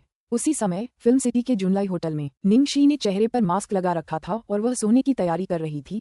तभी दरवाजे की घंटी बजी। दरवाजा खोलकर बाहर देखते हुए निंगशी हैरान रह गई। जियांग मुए, तुम यहाँ कैसे? मैं भी अब क्रू के साथ रह रहा हूँ, तुम्हारे ऊपर वाले कमरे में। निंगशी अवाक रह गई। मैं केवल क्रू के साथ इसलिए रह रही हूँ क्योंकि दृश्य बहुत महत्वपूर्ण और थकाऊ है, तो तुम क्रू के लिए परेशानी बढ़ाने के लिए यहाँ क्यों आए हो? मैं गेम खेलने के लिए अधिक समय बचा सकता हूँ। ठीक है। जियांग मुए का स्वर ऐसा था मानो ऐसा होना ही चाहिए। ठीक है, तुम जीत गए। निंगशी ने अपना अंगूठा ऊपर उठाया, फिर पूछा, तो तुम अपना खेल नहीं खेले बल्कि यहाँ दौड़कर आए? ये बात कहते हुए जियांग मुए की किस्मत खराब लग रही थी। कौन सा गेम खेलूं? इंटरनेट की स्पीड बहुत धीमी है, इसकी वजह से मैं 5 राउंड हार गया और अपनी रैंक भी गंवा बैठा। जल्दी से मेरे साथ इंटरनेट कैफे चलो और रात भर खेलते रहो। जल्दी जल्दी जल्दी टिल्डर। निंगशी ने अपना माथा पीटते हुए कहा, रात भर क्या खेल? मैं तो सोने की तैयारी कर रही हूँ। अभी तो सिर्फ 9 ही बजे हैं। नींद क्या है? तुम जा रही हो या नहीं? वो कौन था जो सिर्फ एक कॉल पर आधी रात को 3 बजे तुम्हारे साथ खेलने आया था? अभी तो सिर्फ 9 बजे हैं और तुम मेरे साथ चलने को तैयार नहीं हो? हाँ। जियांग मुए ठंडी हंसी हंसा और उसके चेहरे पर ऐसा भाव था मानो वो अपनी पूर्व प्रेमिका को देख रहा हो जिसने उसे धोखा दिया था। निश्चित रूप से उसे देर सवेर उस समय उसके साथ आने के लिए उसका बदला चुकाना ही होगा। निंगशी असहाय महसूस कर रही थी। ठीक है, मैं चलती हूँ। थोड़ा रुको, मैं कपड़े बदल लेती हूँ। 10 मिनट बाद दोनों ने सादे कपड़े पहने। दोनों ने मुंह पर मास्क लगाया और इंटरनेट कैफे में चले गए। वे जिस जगह पर थे वह फिल्म सिटी थी, इसलिए इंटरनेट कैफे में अक्सर मशहूर हस्तियां आती रहती थीं। बॉस को 2 लोगों को मुंह पर मास्क पहने हुए देखकर कोई आश्चर्य नहीं हुआ। उसने उनसे ज्यादा पहचान नहीं पूछी और उन्हें सीधे अंदर जाने दिया। वहां कोई निजी कमरा नहीं था, इसलिए दोनों ने एक एक कक्ष ढूंढ लिया, बैठ गए और कंप्यूटर चालू कर दिया। निंगशी को लॉग इन किए हुए काफी समय हो गया था और वो अपना पासवर्ड भूल गई। उफ, गोल्डन हेयर, मेरा पासवर्ड क्या है? जियांग मुए ने अवाक होकर उसकी ओर आंखें घुमाईं, फिर सीधे अपने कीबोर्ड पर टाइप किया और अपना पासवर्ड डाला। धन्यवाद। निंगशी ने अपने कीबोर्ड पर एंटर बटन दबाया और लॉग इन किया। लॉग इन करते ही कई सिस्टम मैसेज सामने आ गए। निंगशी ने उन सभी विंडो को देखा जो पॉप अप हो गईं और उसका चेहरा खिल उठा। साले अमीर लड़के, तुमने मुझे इतनी सारी स्किन क्यों भेजी? और वो सभी लीजेंडरी टियर की हैं। उसकी बात सुनकर जियांग मुए भड़क उठा। बेवकूफ, मैंने तुम्हें ये जन्मदिन के तोहफे में भेजे थे और तुमने उन्हें देखा तक नहीं। कितने दिन हो गए, क्या तुमने लॉग इन ही नहीं किया? कोई आश्चर्य नहीं कि तुम अपना पासवर्ड भूल गए। उफ, निंगशी ने दोषी महसूस करते हुए अपना सिर खुजलाया। ऐसी बात नहीं है, मैं बहुत व्यस्त थी। जियांग मुए ने उसे ठंडे भाव से देखा। ये सब बहाने हैं, तुम्हें इसकी बिल्कुल परवाह नहीं है। अध्याय 263, मैं और वह सीपी प्रशंसक। मुझे माफ करना, तुम्हें पता है कि मैं भुलक्कड़ हूँ। तोहफे के लिए शुक्रिया, मुझे ये बहुत पसंद है। मैं आज पूरी रात तुम्हारे साथ रहूंगा। ठीक है, सारी रात मेरे साथ चलो। तुमने जो कहा ठीक कहा। हाँ, मैंने कहा था, मैं तुम्हारी रैंक वापस पाने में तुम्हारी मदद करूंगा। गो। निंगशी ने अपना वचन निभाया और वास्तव में जियांग मुए के साथ पूरी रात खेल खेलने गई। जियांग मुए ने आखिरकार अपनी लत को संतुष्ट करने के लिए पर्याप्त मजा किया और एक रात में उसने 10 राउंड जीत लिए। वे होटल वापस लौट आए। निंगशी भी बहुत दिनों से आराम नहीं कर पाई थी, इसलिए उसे भी खेलने में बहुत मजा आया।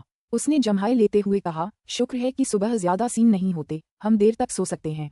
जब वे दोनों अपने कमरों में वापस गए और गहरी नींद में सो गए तो बाहर की दुनिया में अराजकता फैल गई थी। अंततः उन दोनों को उनके संबंधित एजेंटों द्वारा लेई मिंग के घर बुलाया गया। अभी तो 1 घंटा भी नहीं है शुरू होने में, इतनी सुबह हमारी नींद क्यों खराब कर रहे हो? जियांग मुए की आंखें धुंधली थीं और उसका सिर मुर्गी के घोंसले जैसा लग रहा था। निंगशी की हालत भी कुछ अच्छी नहीं थी, बैठते ही वह लगभग सो गई। लिन झिझी ने अपनी बाहें छाती पर रखी हुई थीं और वह कमरे में कुछ देर आगे पीछे घूमी, फिर दोनों लोगों की ओर देखा और गंभीर स्वर में पूछा, कल रात तुम दोनों ने क्या किया? कुछ नहीं। वे अच्छी तरह जानते थे कि मूड खराब था और उन्होंने एक साथ अपना सिर हिलाया। दूसरी ओर लेई मिंग को उम्मीद थी कि उनकी यही प्रतिक्रिया होगी। उसने असहाय आह भरते हुए अपना मोबाइल फोन उनके सामने रखा। तो क्या आप बता सकते हैं कि यह क्या है? निंगशी ने अपनी आंखें रगड़ते हुए कहा, आह कंबल, ये कल रात नहीं था। क्या वह कल रात जियान मुये के साथ गेम नहीं खेल रही थी? जियान मुये अचानक जाग गया। अरे यार, ये तो पीछे का हिस्सा है, मैं तो लिपटा हुआ हूँ, तो ये मुझे कैसे पहचान सकते हैं? इसलिए लेई मिंग ने अगली तस्वीर की ओर रुख किया। ये पीछे का दृश्य नहीं है, बल्कि एक स्पष्ट सामने का दृश्य है। और हालांकि निंगशी का चेहरा एक नकाब से ढका हुआ है, जियांग मुये का पूरा चेहरा स्पष्ट रूप से उजागर है। जियांग मुये ने अपना सिर खुजलाया। मैंने बहुत ज्यादा जोर से खेला और उत्साहित हो गया और एक पल के लिए अपना मुखौटा उतार दिया। ये 10 सेकंड से भी कम समय के लिए उतरा था। इसकी तस्वीर कैसे ली जा सकती है? निंगशी ने पलकें झपकाईं। तो मैंने खुद को उजागर नहीं किया। लिन झिझी ने उसके कान की लोब पकड़ी। तुम्हारा तिल। तस्वीर में दिख रहे व्यक्ति का आकार पहले से ही तुमसे बहुत मिलता जुलता था, लेकिन तुम्हारा तिल इतना विशिष्ट है कि लोग उसे तुमसे जोड़ नहीं पाएंगे। निंगशी, ये कौन है? इसकी आंखें वाकई बहुत तेज हैं। लू चिंगशियाओ के याद दिलाने के बिना वह सचमुच ये छोटी सी बात भूल गई थी। जियांग मुये का चेहरा क्रूरता से भरा हुआ था। जब हम वहां गए थे तब भी हमने अपनी पहचान की बजाय उस मजदूर की पहचान का इस्तेमाल किया था। दुनिया में कौन इतना बोर हो गया था कि इसे इंटरनेट पर शेयर कर रहा था? उन्हें निंगशी के उस छोटे से तिल पर भी ध्यान आया। लेई मिंग ने कंधे उचकाए और अपने हाथ फैलाए। ये आपके प्रशंसक होने चाहिए और वे आप दोनों के सीपी प्रशंसक होने चाहिए। टीएन सीपी प्रशंसक इक्वल्स युगल प्रशंसक। लेकिन यह अजीब लग रहा है। इसका मतलब सिर्फ युगल जोड़ी के प्रशंसक हैं। तो मूल रूप से आप सभी पाठक जो इन दोनों को पसंद करते हैं। अंडरस्को। निंगशी ने आंखें चौड़ी करके कहा, सीपी फैंस क्या हैं? मैं और वो सीपी फैंस। उस पल लिन झिझी ने एक अजीब सा दिखावा किया। निंगशी, मुझे लगता है तुम्हें याद होगा कि मैंने तुम्हें कंपनी में आने के पहले दिन क्या कहा था। तुम अभी जिस स्थिति में हो, तुम्हें किसी रिश्ते में रहने की इजाजत नहीं है। इस बार उसकी लापरवाही थी। उसे पता होना चाहिए था। निंगशी और जियांग मुये जिस तरह से घूमते हैं, एक्टिंग और इंटरव्यू के दौरान उनकी केमिस्ट्री और रात भर गेम खेलने की उनकी आदत, उससे तो यही लगता है कि वे एक दूसरे को जानते ही नहीं थे। खासकर जिस तरह से जियांग मुये निंगशी को देखता है, वह अलग है। अध्याय 264 अशुभ पूर्वाभास। नहीं, बिल्कुल नहीं। बहन झिझी, आप गलत हैं। हम प्यार में नहीं हैं। निंगशी ने जल्दी से इनकार कर दिया। फिर जियांग मुये को घूर कर देखा। वह कमीना, वह उनके रिश्ते के बारे में जानता था, लेकिन अंत में लिन झिझी को समझा नहीं सका। जियांग मुये ने कुछ नहीं कहा, उसे एक सहज नजर से देखा। लिन झिझी अब निंगशी की एजेंट है। उसे कुछ न बताने का फैसला खुद निंगशी ने लिया है। निंगशी ने एक पल सोचा, फिर सच बताने का फैसला किया। झिझी बहन, बात यह है कि मैं भाई जियांग से तब मिली थी जब हम विदेश में स्कूल में थे, और उस दौरान हमने कुछ समय के लिए डेट भी किया था। लेकिन कुछ दिनों बाद हमारा ब्रेकअप हो गया और हम अब बस बहुत अच्छे दोस्त हैं। मुझे पता है कि मुझे तुम्हें इतनी जरूरी बातें पहले ही बता देनी चाहिए थी, लेकिन शुरुआत में मैंने तुम्हें जियांग मुये की पूर्व प्रेमिका समझ लिया था। इसलिए मुझे डर था कि अगर मैंने यह बात कही तो अजीब लगेगा, इसलिए मैंने यह बात नहीं कही। लिन झिझी चौंकी और आश्चर्य से पूछा, तुम्हें लगा कि मैं जियांग मुये की पूर्व प्रेमिका हूँ? तुम्हें ये किसने बताया? उसकी नजरें जियांग मुये के शरीर पर टिकी थीं। जियांग मुये के चेहरे पर उदासी छा गई जब उसने जवाब दिया, तुम मुझे क्यों देख रहे हो? मैंने उसे यह नहीं बताया। उसने बिना सोचे समझे अंदाजा लगा लिया। निंगशी ने उसकी तरफ आंखें घुमाईं। क्या इसलिए नहीं कि तुमने बहुत अजीब व्यवहार किया? तुम मुझे इस तरह सोचने के लिए दोषी नहीं ठहरा सकते। उन दोनों को झगड़ते देख लिन झिझी ने अपनी नाक भींची और आह भरी। निंगशी, जियांग मुये के साथ मेरा रिश्ता पूरी तरह से एक पूर्व एजेंट और कलाकार का है। तुम्हें चिंता करने की जरूरत नहीं है। जब उसने ऐसा कहा तो जियांग मुये की आंखों में ठंडी रोशनी की चमक झलक उठी। हाँ, अब मुझे पता चल गया। चूंकि लिन झिझी ने खुद ये कहा था, इसलिए निंगशी ने स्वाभाविक रूप से उस पर विश्वास कर लिया। तो अब हमें इस मामले को कैसे सुलझाया जाए, इस पर चर्चा करनी चाहिए। गलतफहमी को समझाने के बाद लिन झिझी ने गंभीर बात पर बात शुरू की। पहले जियांग मुये के प्रशंसक आपको नापसंद करते थे, लेकिन वह दुर्भावनापूर्ण मार्गदर्शन के कारण था। अभी उनके रवैये में बड़ा बदलाव आया है और उनमें से ज्यादातर आपके सीपी प्रशंसक बन गए हैं। इसीलिए मैंने भाई मिंग से इस बारे में बात की है। पत्रकारों के सामने या बाहर कोई बयान देते समय आप अस्पष्ट हो सकते हैं। आपको इसे पूरी तरह से नकारने की जरूरत नहीं है। बस इतना कह दीजिए कि आप दोनों एक ही कंपनी में हैं। आपका व्यक्तित्व अच्छा है, आप एक दूसरे की प्रशंसा करते हैं और वर्तमान में आप बहुत अच्छे दोस्त हैं। प्रशंसकों को आगे की कल्पना करने के लिए कुछ जगह दें। निंगशी ने आज्ञाकारी भाव से सिर हिलाया। ठीक है, मैं आपकी बात मानूंगी बहन झिझी। जियांग मुये ने अपनी ठुड्डी को छुआ और आलस से कहा, मुझे कोई दिक्कत नहीं। क्या अब मैं वापस सो सकता हूँ? निंगशी ने उसे थप्पड़ मारा। सो जा, जल्दी से होश में आ जा, हमें जल्दी काम शुरू करना है। जियांग मुये ने अधीरता से अपने बालों को सहलाया। आज दोपहर हम कौन सा दृश्य फिल्मा रहे हैं? निंगशी ने उसे घूरते हुए गुस्से से कहा, चुंबन वाला दृश्य।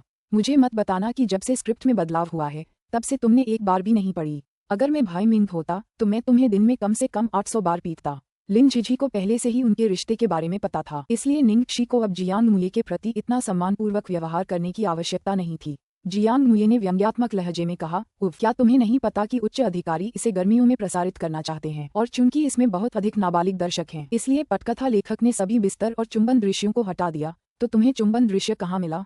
हाँ, सीन हटा दिए गए, लेकिन कुछ सीन तो अभी भी थे, है ना? पहला किस वाला सीन और मिलिट्री टेंट के अंदर बेड वाला सीन। हालांकि पहले ओलावृष्टि के कारण किसिंग सीन को रोकना पड़ा था, लेकिन डायरेक्टर ने कहा कि आगे वाला हिस्सा अभी भी इस्तेमाल किया जा सकता है, इसलिए हमें बस किसिंग वाला हिस्सा दोबारा शूट करना होगा। ठीक है, नोट कर लिया, जियांग मुये ने घबराकर कहा। उसकी भौहें क्यों फड़क रही थीं, और उसे ऐसा क्यों लग रहा था कि कोई बुरा पूर्वाभास होने वाला है। अध्याय 265, बड़ा शैतान आ गया। लू ग्रुप, राष्ट्रपति कार्यालय। लू चिंगजियाओ ने इंटरकॉम पर लू जिंगली को बुलाया और उसे आने के लिए कहा। लू जिंगली जल्दी से आए। भाई, आपने मुझे बुलाया था। क्या सम्मेलन की सामग्री तैयार है? हाँ, ये यहाँ है। एन विभाग को आधे घंटे में मिलने के लिए सूचित करें। ओह अच्छा। लू जिंगली तुरंत नहीं गई, लेकिन परेशान और कुछ हद तक विचलित दिख रही थी। लू चिंगजियाओ ने अपना सिर उठाया और उसकी ओर देखा। क्या? लू जिंगली इतना डर गया कि वह लगभग उछल पड़ा। कुछ नहीं। लू चिंगजियाओ ने अपनी कलम नीचे रख दी और उसे गहरी निगाहों से देखा। लू जिंगली परेड में एक सैनिक की तरह सीधे खड़े हो गए। इस तथ्य के बावजूद कि उनके प्रदर्शन से उनका अपराध स्पष्ट था, उन्होंने अपना धैर्य बनाए रखने की कोशिश की। 5 सेकंड बाद लू चिंगजियाओ ने अंततः अपनी नजर हटा ली। जब लू जिंगली को अंततः राहत महसूस होने लगी, तो उसने देखा कि लू टिंगजियो ने कंप्यूटर कीबोर्ड पर कुछ बार टैप किया, फिर एंटर कुंजी दबा दी। लू जिंग स्पष्ट रूप से देख सकता था कि लू टिंगजियो ने कई अक्षरों को दबाया था। निंगशी। वह खत्म हो गया। उसके अपने भाई ने व्यक्तिगत रूप से इसे पुनः प्राप्त किया। भैया, तुम इतने साधन संपन्न क्यों हो? लू चिंगजियाओ ने जैसे ही सर्च पर डाला, निंग कसी के बारे में सभी नवीनतम और गर्म खबरें तुरंत सामने आ गईं। जियांग मुये और निंगशी देर रात तक अंतरंग तरीके से गेम खेल रहे हैं। एक संदिग्ध स्थिति, समान आयु, समान विचारधारा, समान रुचि। जियांगनिंग मैच सूचकांक 100% है। दोनों पक्षों ने जवाब दिया कि वे सिर्फ अच्छे दोस्त हैं। प्रशंसक एक साथ चिल्ला रहे थे। जियांगनिंग वार्षिक समीक्षा में सबसे अच्छा मिलान वाला जोड़ा बताया गया है। लू टिंगजियो के चेहरे पर अब वह भाव नहीं देखना चाहता था, क्योंकि उसने कुछ ऐसा देख लिया था जो उसे नहीं देखना चाहिए था। लू जिंगली ने अपनी आंखें बंद कर लीं, अपने भाई का चेहरा देखने से डर गया। लू टिंगजियाओ ने अपना कंप्यूटर बंद कर दिया, अपनी कुर्सी खींची और अपना कोट पहन लिया। लू जिंगली, कार तैयार करो। मीटिंग के बारे में क्या? कल तक स्थगित। तुम कहाँ जा रहे हो? लू जिंगली ने गला साफ किया और उत्सुकता से उसके पीछे चल पड़ी। निरीक्षण, यह नहीं हो सकता। उसी समय बीजिंग फिल्म स्टूडियो के बाहरी इलाके में, चूंकि लैटिन फेस्टिवल में पहला चुंबन होता है, इसलिए इसे और भी बेहतर बनाने के लिए काफी समय और पैसे खर्च किए गए। चूंकि पिछली बार निंगशी और जियांग मुये का अभिनय बहुत अच्छा था, इसलिए निर्देशक ने समय और पैसे बचाने के लिए सिर्फ बाद के हिस्से को ही दोबारा बनाने का फैसला किया। अभिनेताओं को बेहतर मानसिक स्थिति प्रदान करने के लिए उन्होंने विशेष रूप से सेट पर मौजूद सभी अप्रासंगिक कर्मियों को बाहर भेज दिया। अंततः सब कुछ तैयार हो गया। गुओ किशेक फिल्मांकन शुरू करने ही वाले थे, तभी निर्माता वांग ताई तेजी से दौड़ते हुए उप निर्देशक झांग रुई को अपने साथ खींच ले गए। गुओ किशेक ने ये खबर सुनी तो हैरान रह गया। गोल्डन एज का बॉस व्यक्तिगत रूप से निरीक्षण करने आ रहा है? अचानक क्यों? लेकिन कोई बात नहीं, निंगशी और जियांग मुये को अभिनय में कोई दिक्कत नहीं है, उसे आने दो। वांग ताई ने बेचैनी से अपनी जांघें भींच लीं। मुझे भी कुछ श्रेय दो डायरेक्टर। अगर ये सिर्फ गोल्डन एज का बॉस होता तो मैं इतना घबरा क्यों रहा होता? ये तो बिग बॉस है, लू ग्रुप पर राज करने वाला भगवान। गुओ किशेक बेवकूफी से हैरान दिखे। क्या आपका मतलब लूलू टिंगजियाओ नहीं है? ठीक है निर्देशक गु, आप मेरे साथ उनका स्वागत करने आइए। झांग रुई, जल्दी से कर्मचारियों से बात कीजिए और दोनों अभिनेताओं को घटना का विवरण दीजिए। जल्दी। मुझे पता है, मैं अब जाऊंगा। सब कुछ अच्छी तरह से तैयार था, फिर भी शूटिंग शुरू नहीं हुई। गुओ किशेक और वांग ताई अचानक गायब हो गए। एक आदमी अचानक दौड़कर आया। ये देखकर कि वह झांग रुई था, निंगशी ने तुरंत संदेह से पूछा, क्या हुआ सहायक निर्देशक? अध्याय 266। क्या यह एक चुंबन दृश्य है? यहाँ कौन है? जियांग मुये अपनी भौहें सिकोड़ते हुए पूछने से खुद को रोक नहीं सका। झांग रुई ने जल्दी से उन्हें समझाया। बाद में लू ग्रुप के सीईओ लू टिंगजियाओ शूटिंग देखने आ रहे हैं। निर्देशक उनसे मिलने गए हैं। मुझे नहीं लगता कि मुझे ये बताने की जरूरत है कि यह शूटिंग कितनी महत्वपूर्ण है ना? ध्यान रहे कि आप दोनों अपना सर्वश्रेष्ठ प्रदर्शन करें, ठीक है? निंगशी अचंभित होकर बोली। लू टिंगजियाओ, सहायक निर्देशक, क्या आपको यकीन है कि आप गलत नहीं हैं? आपका मतलब लू जिंगली से है ना? नहीं, मैं गलत नहीं हूँ। लू जिंगली भी यहाँ है। जल्दी से तैयार हो जाओ। झांग रुई जल्दी से दूसरे क्रू सदस्यों को सचेत करने के लिए दौड़ा। निंगशी जियांग मुये की ओर मुड़ी और बोली, ब्लॉन्डी, क्या मैंने अभी गलत सुना? क्या सहायक निर्देशक ने अभी कहा कि लू टिंगजियाओ आ रही है? नहीं, तुमने उसे बिल्कुल सही सुना, बिल्कुल वैसे ही जैसे मैंने सुना था, जियांग मुये ने कहा, जैसे ही वह बेचैन होने लगा। धिक्कार है। कोई आश्चर्य नहीं कि उसे बार बार अशुभ पूर्वाभास हो रहे थे। यही तो उसका इंतजार कर रहा था। झांग रुई ने तेजी से सेट को साफ किया और सभी क्रू सदस्यों को बाहर निकाला। उसके बाद कुर्सियां, पेय और छाता तैयार किया। वे जल्द ही पहुंच गए। उनके दल में सबसे आगे सूट पहने करिश्माई लू टिंगजियाओ थे। उनके पीछे लू जिंगली थे, जो चारों ओर देख रहे थे। निर्देशन टीम के मुख्य सदस्य उनके चारों ओर थे और वांग ताइये प्रोडक्शन टीम की प्रगति के बारे में विस्तार से बता रहे थे। गुओ किशेग ने उत्साहपूर्वक उन्हें सबसे अच्छी जगह पर ले जाकर कहा, श्री लू, वरिष्ठ उपाध्यक्ष, कृपया बैठिए, आप सही दिन आए हैं। आज की शूटिंग बहुत रोमांचक है। सच में, आज की शूटिंग किस बारे में है? लू जिंगली ने एक अंगूर मुंह में डालते हुए दिलचस्पी से पूछा। गुओ किशेग ने बताना शुरू किया कि क्या हुआ था, और फिर स्क्रिप्ट बदल जाने के बाद अब हमारे पास केवल ये चुंबन दृश्य बचा है, जिससे हम सर्वश्रेष्ठ प्रभाव प्राप्त करने का प्रयास कर रहे हैं। लू जिंगली अपने चेहरे का पसीना पोंछने लगा। क्या, एक किसिंग सीन? हम किसिंग सीन के लिए समय पर पहुंच गए। दरअसल शायद ये इंसानी बारिश वाला सीन है। ये कैसी किस्मत है। लू टिंगजियाओ इस सब के दौरान भावशून्य लग रहा था, फिर भी जब वह वहां बैठा था तो उसमें अहंकार का भाव था। वह किसी और पर ध्यान नहीं दे रहा था। गुओ किशेग को थोड़ा अजीब लगा। शुक्र है कि वह इस सीईओ के स्वभाव के बारे में पहले ही सुन चुका था और उसकी आशंका उसे ज्यादा परेशान नहीं कर रही थी। उसने आगे कहा, निंग शी और मुये की अभिनय क्षमता लाजवाब है और उनकी केमिस्ट्री भी कमाल की है। उनके सीन लगभग हमेशा एक ही टेक में कमाल के होते हैं। गुओ किशेग ने मन ही मन सोचा, अपनी ही कंपनी के कलाकारों की प्रशंसा करने में कोई बुराई नहीं है ना? लू टिंगजियाओ ने लापरवाही से चाय का कप लिया जो लू जिंगली उसे परोस रही थी और ठंडे दूर के स्वर में कहा, क्या ऐसा है? सच में, मुझे यकीन नहीं है कि आपने पर्दे के पीछे की फुटेज ऑनलाइन देखी है या नहीं, लेकिन कल हमने जो 2 मुश्किल दृश्य शूट किए थे वे भी एक ही टेक में थे। गुओ किशेग ने अपनी बात जारी रखते हुए महसूस किया कि उसकी रीढ़ में एक सिहरन दौड़ गई है। लू जिंगली ने इस समय अपना गला साफ किया, बीच में टोकने की कोशिश में, बस बहुत हो गया, चलो शुरू करते हैं। ठीक है, अब शुरू करते हैं, गुओ किशेग ने राहत भरी आवाज में कहा। लाइट्स, प्रॉप्स, कैमरा, सब लोग कृपया तैयार हो जाइए। एक्टर्स, कृपया अपनी जगह पर आ जाइए। क्रू ने घबराहट में खुद को तैयार किया, इस चिंता में कि कहीं कुछ गड़बड़ न हो जाए। आखिरकार बड़े बॉस तो निरीक्षण करने ही आए थे। लू टिंगजियाओ एक व्यस्त व्यक्ति थे। उनके पास अपनी छोटी कंपनियों के छोटे मोटे कामों की चिंता करने का समय नहीं था और न ही व्यक्तिगत रूप से ये देखने का कि वे क्या कर रहे हैं। ये दौरा कुछ ऐसा था जो उन्होंने पहले कभी नहीं किया था और यह निश्चित रूप से शेखी बघारने का एक अवसर था। अध्याय 267, एक तनावपूर्ण वातावरण। जब सेट तैयार हो गया तो दोनों मुख्य कलाकार विश्राम क्षेत्र से बाहर आ गए। जिस क्षण निंग शी लाल और काले रंग की पोशाक में दिखाई दी, गुओ किशेग को यकीन नहीं था कि उसने इसकी कल्पना की थी, लेकिन ऐसा लग रहा था जैसे लुओ टिंगजियाओ का अभिमानी और दूर का व्यवहार थोड़ा गर्म हो गया हो। निंग शी ने दूर से लू जिंगली और लू टिंगजियाओ की तरफ देखा। लू जिंगली ने तुरंत उसे आंख मारी और अपने कैमरे की तरफ इशारा किया, मानो उसके भाई को सब पता चल गया हो। निंग शी ने धीरे से अपनी नजर लू टिंगजियाओ पर घुमाई, जो उसे आक्रामक और अधिकार जताने वाले अंदाज में देख रहा था, मानो कोई शिकारी अपने शिकार के लिए भूखा हो। क्लैपबोर्ड की आवाज आई और निंग शी ने फिर से अपने होश संभाले और तुरंत उस दृश्य के लिए अपनी भूमिका में डूब गई। मेंग चांदगे सुन हुआनकीक से लड़ने के बाद गुस्से में भाग गया। जैसे जैसे रात गहराती गई और आसमान में अंधेरा छाने लगा, सुन हुआनकीक को उसकी चिंता होने लगी। दरअसल मेंग चांदगे को सुन हुआनकीक बहुत पहले ही मिल गया था।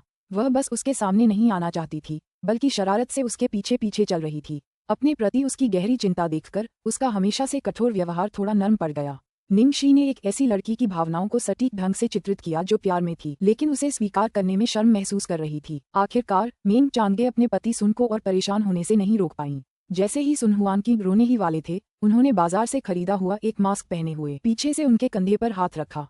प्रसन्न स्वर में उन्होंने कहा, मेरे प्यारे पति, क्या आप मुझे ढूंढ रहे थे? जियांग मुये पहले तो स्तब्ध रह गया, फिर उसका चेहरा खुशी से चमक उठा और फिर उसने उसे अपनी बाहों में खींच लिया। चांदगे लू जिंगली की पहली प्रतिक्रिया ये थी कि वह दृश्य देखना बंद कर दे, बल्कि अपने भाई की प्रतिक्रिया देखे। वह चौंक गया और जल्दी से अपने भाई की उंगलियों को सहलाते हुए बोला, भाई भाई भाई, इतनी जोर से नहीं, ये कप कांच का है, स्टील का नहीं। याद रखना, ये सिर्फ अभिनय है। इससे पहले कि वह अपनी बात पूरी कर पाता, एक जोरदार दरार की आवाज आए, चाय का कप टूट गया। लू जिंगली ने ऊपर देखा और देखा कि निंग शी धीरे धीरे अपने चेहरे से नकाब हटा रही है। उसकी प्यार भरी आंखें जियांग मुये को देख रही हैं। फिर वह आगे झुकी और धीरे धीरे उसके होठों के पास पहुंची।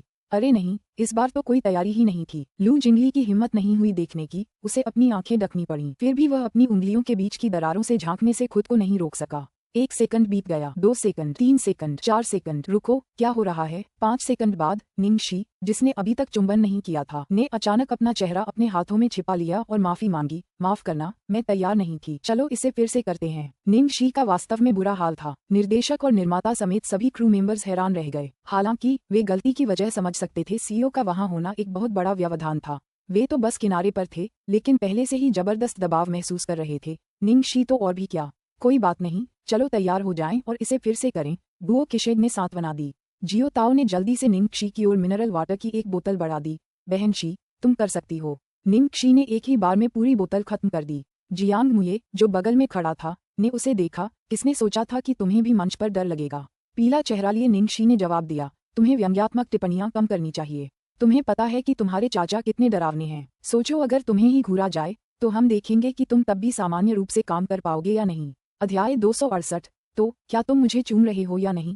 बिना किसी और देरी के दूसरा टेक शुरू हो गया। मेंग चांगे ने पीछे से उसके कंधे पर थपथपाते हुए कहा, मेरे प्यारे पति, क्या आप मुझे ढूंढ रहे थे? सुन हुआनकिंग ने उसे गले लगाने के लिए मुड़कर कहा, चांगे, गुओ किशेग, बंद करो। निंगशी, अपने हाव भाव देखो, तुम अचानक अपना ध्यान क्यों खो रही हो? निंगशी ने शर्म से अपना सिर झुका लिया और कहा, माफ करना। तीसरा टेक शुरू हुआ। मेंग चांगे, मेरे प्यारे पति, क्या आप मुझे ढूंढ रहे थे? सन हुआनक्विंग, चेंज। गुई किशेग ने अचानक कहा, छोड़ो। निंगशी, तुमने उसे घूरने में बहुत देर कर दी। तुम्हें उसे चूमने से पहले ज्यादा से ज्यादा 3 सेकंड का समय लेना चाहिए। ठीक है, निंगशी ने बुदाबुदाते हुए कहा, ठीक है। चौथा टेक। गुओ किशेग ने कहा, निंगशी, तुम बहुत कठोर और भावशून्य हो रही हो।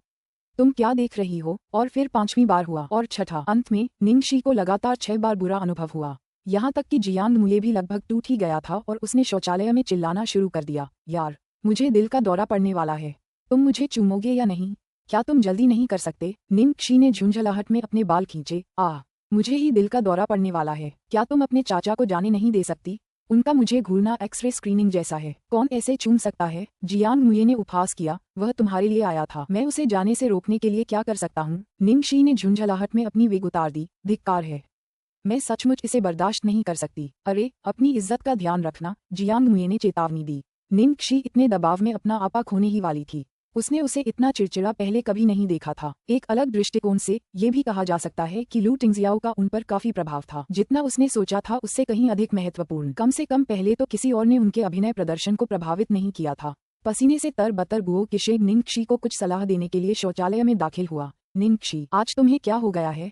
क्या लू टिंगजियाओ की मौजूदगी तुम्हें परेशान कर रही है? बस आराम से रहो, अभी घबराने का समय नहीं है। निंगशी ने क्षमा याचना करते हुए कहा, आपको परेशान करने के लिए मुझे खेद है निर्देशक। कोई बात नहीं। कौन से एक्टर्स के टेक खराब नहीं होते? किसे पता था कि आज बिग बॉस आएंगे? सब बेखबर थे। सिर्फ तुम ही नहीं, सेट पर बाकी सब भी उतने ही घबराए हुए हैं। क्या तुम अपने मैनेजर को बुलाना चाहोगे? गुओ किशेग ने सुझाव दिया। निंगशी ने अपना सिर हिलाया, इसकी कोई जरूरत नहीं है। चलो झिझी को परेशान मत करो, मैं ये कर सकती हूँ। कृपया अगले टेक के लिए तैयार हो जाओ। आपको यकीन है? मुझे यकीन है। 3 मिनट बाद 7वां टेक शुरू हुआ। निंगशी दांत भींचे कैमरे की तरफ बढ़ी और लू टिंगजियाओ को घूरने लगी। वह कप के ढक्कन से चाय की पत्तियों से खेल रहा था। उसके चेहरे पर आत्मसंतुष्टि का भाव था। साला, वो तो जानबूझकर ऐसा कर रहा था। उसकी नकारात्मक उपस्थिति साफ तौर पर उसे विचलित करने और कमजोर प्रदर्शन करने के लिए उकसा रही थी। चांगे, जियांग मुये ने निंगशी को गले लगाया। सच में, क्या वह भी उतना ही दबाव में नहीं था? हर बार जब वह निंगशी को गले लगाता तो उसे ऐसा लगता जैसे पीठ से उस पर लाखों तीर चल रहे हों। निंगशी ने अपने चेहरे से नकाब उतारा और 3 सेकंड तक उसे लालसा भरी निगाहों से देखा। फिर धीरे से उसकी ओर झुकी। यहाँ तक तो सब कुछ ठीक चल रहा था, लेकिन जैसे ही वह उसके होंठों को छूने वाली थी, पीछे खड़े व्यक्ति की दुश्मनी भरी निगाहों ने उसका ध्यान भटका दिया और वह किसी भी कीमत पर उसे चूम नहीं पाए। इसे अपशब्द कहें। पलक झपकते ही निंगशी ने अप्रत्याशित रूप से मास्क वापस पहन लिया। अगले ही पल मुखौटे को दूसरी पहचान के रूप में इस्तेमाल करते हुए उसने जियांग मुये के होठों पर एक चुंबन जड़ दिया। अध्याय 269। बर्फ जैसा ठंडा शैतान जो गुस्से में चला गया। पुल के नीचे लालटेनों से चारों ओर रोशनी फैल रही थी। हवा लगातार बह रही थी और एक युवा लड़की एक स्तब्ध युवा लड़के को चूम रही थी जो एक मुखौटे से अलग था। ये दृश्य प्रत्यक्ष चुंबन से अप्रत्याशित रूप से अधिक सुंदर और मार्मिक था। कट। अच्छा। गुओ किशेग को होश आया और उसने दृश्य को रोक दिया। बुरा नहीं, निंगशी, जिस तरह से तुमने अपना आधा चेहरा छिपाकर इस स्थिति से निपटा, उससे वास्तव में बेहतर परिणाम सामने आए। गुओ किशेग ने तारीफ की, जबकि अन्य क्रू सदस्यों ने भी सहमति में अपना सिर हिलाया। डायरेक्टर, जब तक आप संतुष्ट हैं, सब ठीक है, निंगशी ने खुद को मुस्कुराने पर मजबूर करते हुए कहा। धिक्कार है आप पर, मैं तो बस एक रोमांटिक किस सीन का अभिनय कर रही थी, कोई क्राइम सीन नहीं। फिर भी मुझे तब तक अभिनय करना पड़ा जब तक मैं शारीरिक और मानसिक रूप से थक न गई। फिर उसकी नजरें अनायास ही एक खास दिशा में मुड़ गईं। उसके सामने निर्माता लू टिंगजियाओ से कुछ कह रहा था, जबकि वह चुपचाप बैठा था, मानो कोई फीकी तैलचित्र किसी पुराने महल के किसी अंधेरे कोने में बरसों से ठंडा और एकाकी पड़ा हो। उसकी आंखों में कहीं एक दिल दहला देने वाला अकेलापन था। निंगशी ये दृश्य देखकर अचंभित रह गई और जल्दी से वहां से जाने के लिए मुड़ी। बहन शी, आप कहाँ जा रही हैं? शौचालय। निंगशी ने गलियारे से नीचे जाते हुए लू जिंगली को जल्दी से एक टेक्स्ट संदेश भेजा। वरिष्ठ उपाध्यक्ष महोदय, आपका भाई क्या करने की कोशिश कर रहा है? लू जिंगली ने उसे तुरंत जवाब दिया, मुझे कैसे पता? कल जब उसने टीवी पर तुम्हारा इंटरव्यू और पर्दे के पीछे की फुटेज देखी थी, तब से ही वह अजीब व्यवहार कर रहा था। फिर आज सुबह उसने अखबार में तुम दोनों के रात भर वीडियो गेम खेलने की खबर देखी, इसलिए उसने तुरंत मीटिंग स्थगित कर दी और यहाँ निरीक्षण करने आ गया। क्या उसने तुम्हें बताया कि वह क्या करने के बारे में सोच रहा है, या उसकी कोई योजना है? निंगक्षी ने जल्दी से पूछा, क्योंकि वह जानती थी कि जीतने की सबसे अच्छी रणनीति अपने दुश्मन को जानना है। ऐसा नहीं है कि आप नहीं जानते कि मेरा भाई कैसा है, वह मुझे इस तरह की बातें कभी नहीं बताएगा। तो फिर क्या उसमें कुछ अजीब था? कुछ याद करने की कोशिश करो। अजीब बात है, मुझे लगता है एक घटना हुई थी। कल टीवी देखने के बाद उसने अचानक गाजर की प्लेट को ठंडी नजरों से देखा और फिर बटलर से कहा कि यह डिश कभी मत परोसना। क्या यह अजीब नहीं है? मैं कितना भी समझदार क्यों न हो, मुझे समझ नहीं आ रहा कि इस अजीब व्यवहार का क्या मतलब है। निंगक्षी के दिमाग में तुरंत गाजर की कटाई करो शब्द कौंध गए। लगता है लू टिंगजियाओ ने उसे और जियांग मुये को पूरी तरह गलत समझ लिया था। निंगक्षी ने कुछ देर सोचा और फिर टाइप किया, तुम्हारा भाई अब कैसा है? वह ठीक होगा, है ना? उसने नकाब के पीछे से चुंबन लेने के विचार के साथ आने के लिए पहले ही अपने सारे दिमाग का इस्तेमाल कर लिया था। बिल्कुल नहीं। जिस पल तुमने उसे चूमा, हवा इतनी ठंडी हो गई कि मुझे लगा जैसे मैं किसी 1000 साल पुरानी बर्फ की गुफा में 10 लाख मीटर नीचे हूँ। ओह अरे ठीक है छोटी शीशी, तुम कहाँ हो? सावधान, मेरा भाई अभी नजर नहीं आ रहा है और मुझे नहीं पता कि वह कहाँ गया। मेरा अंदाजा है कि वह शायद तुम्हें ढूंढने गया होगा। सावधान रहना।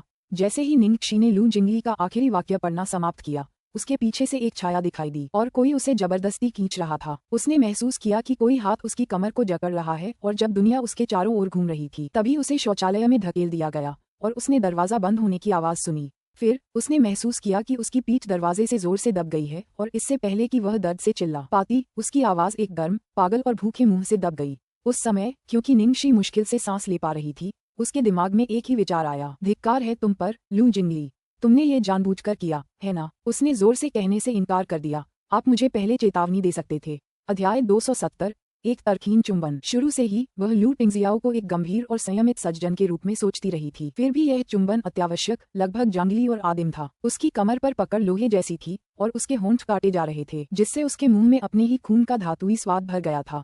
उसकी जीभ भी सुन्न होने की हद तक खींच रही थी और उसे लग रहा था जैसे उसे कोई निगल रहा हो। ममलू, जब भी वह प्रतिरोध करने की कोशिश करती, वह उसे और भी कसकर पकड़ लेता और भी निर्दयी हो जाता। गर्दन में तेज दर्द से वह सिहर उठी और सामने खड़े उस आदमी की तरफ देखा जो अपना नियंत्रण खो चुका था। वह उसके लिए इतना अजनबी था कि वह चिंतित हो गई। निंगक्षी ने सावधानी से अपने सिर से लकड़ी का हेयरपिन उतारा और जब वह सतर्क हो गया तो उसने उसके नुकीले सिरे को उसकी गर्दन पर तान दिया और उसे चेतावनी दी, लू टिंगजियाओ, बेहतर होगा कि तुम शांत हो जाओ, वरना। लू टिंगजियाओ के चुंबन उसके कॉलरबोन पर रुक गए, लेकिन बस एक पल के लिए। ऐसा लग रहा था जैसे वह तय कर रहा था कि आगे कहाँ बढ़ना है, और फिर वह उसके होंठों तक पहुंच गया, बिना रुके। तुम, निंगक्षी ने असहाय महसूस किया। यह आदमी, क्या वह मन पढ़ सकता है? वह जानता था कि वह उसका एक बाल भी बांका नहीं कर सकेगी। वह जानता था कि वह ऐसा करने में स्वयं को सक्षम नहीं कर सकेगी। उसे एक कहानी याद आ गई जो उसने कभी पढ़ी थी, एक लड़की के प्रेमी के बारे में जिसे राक्षस बनने का श्राप मिला था। फिर भी वह लड़की उसे छोड़कर जाने का साहस नहीं जुटा पाए।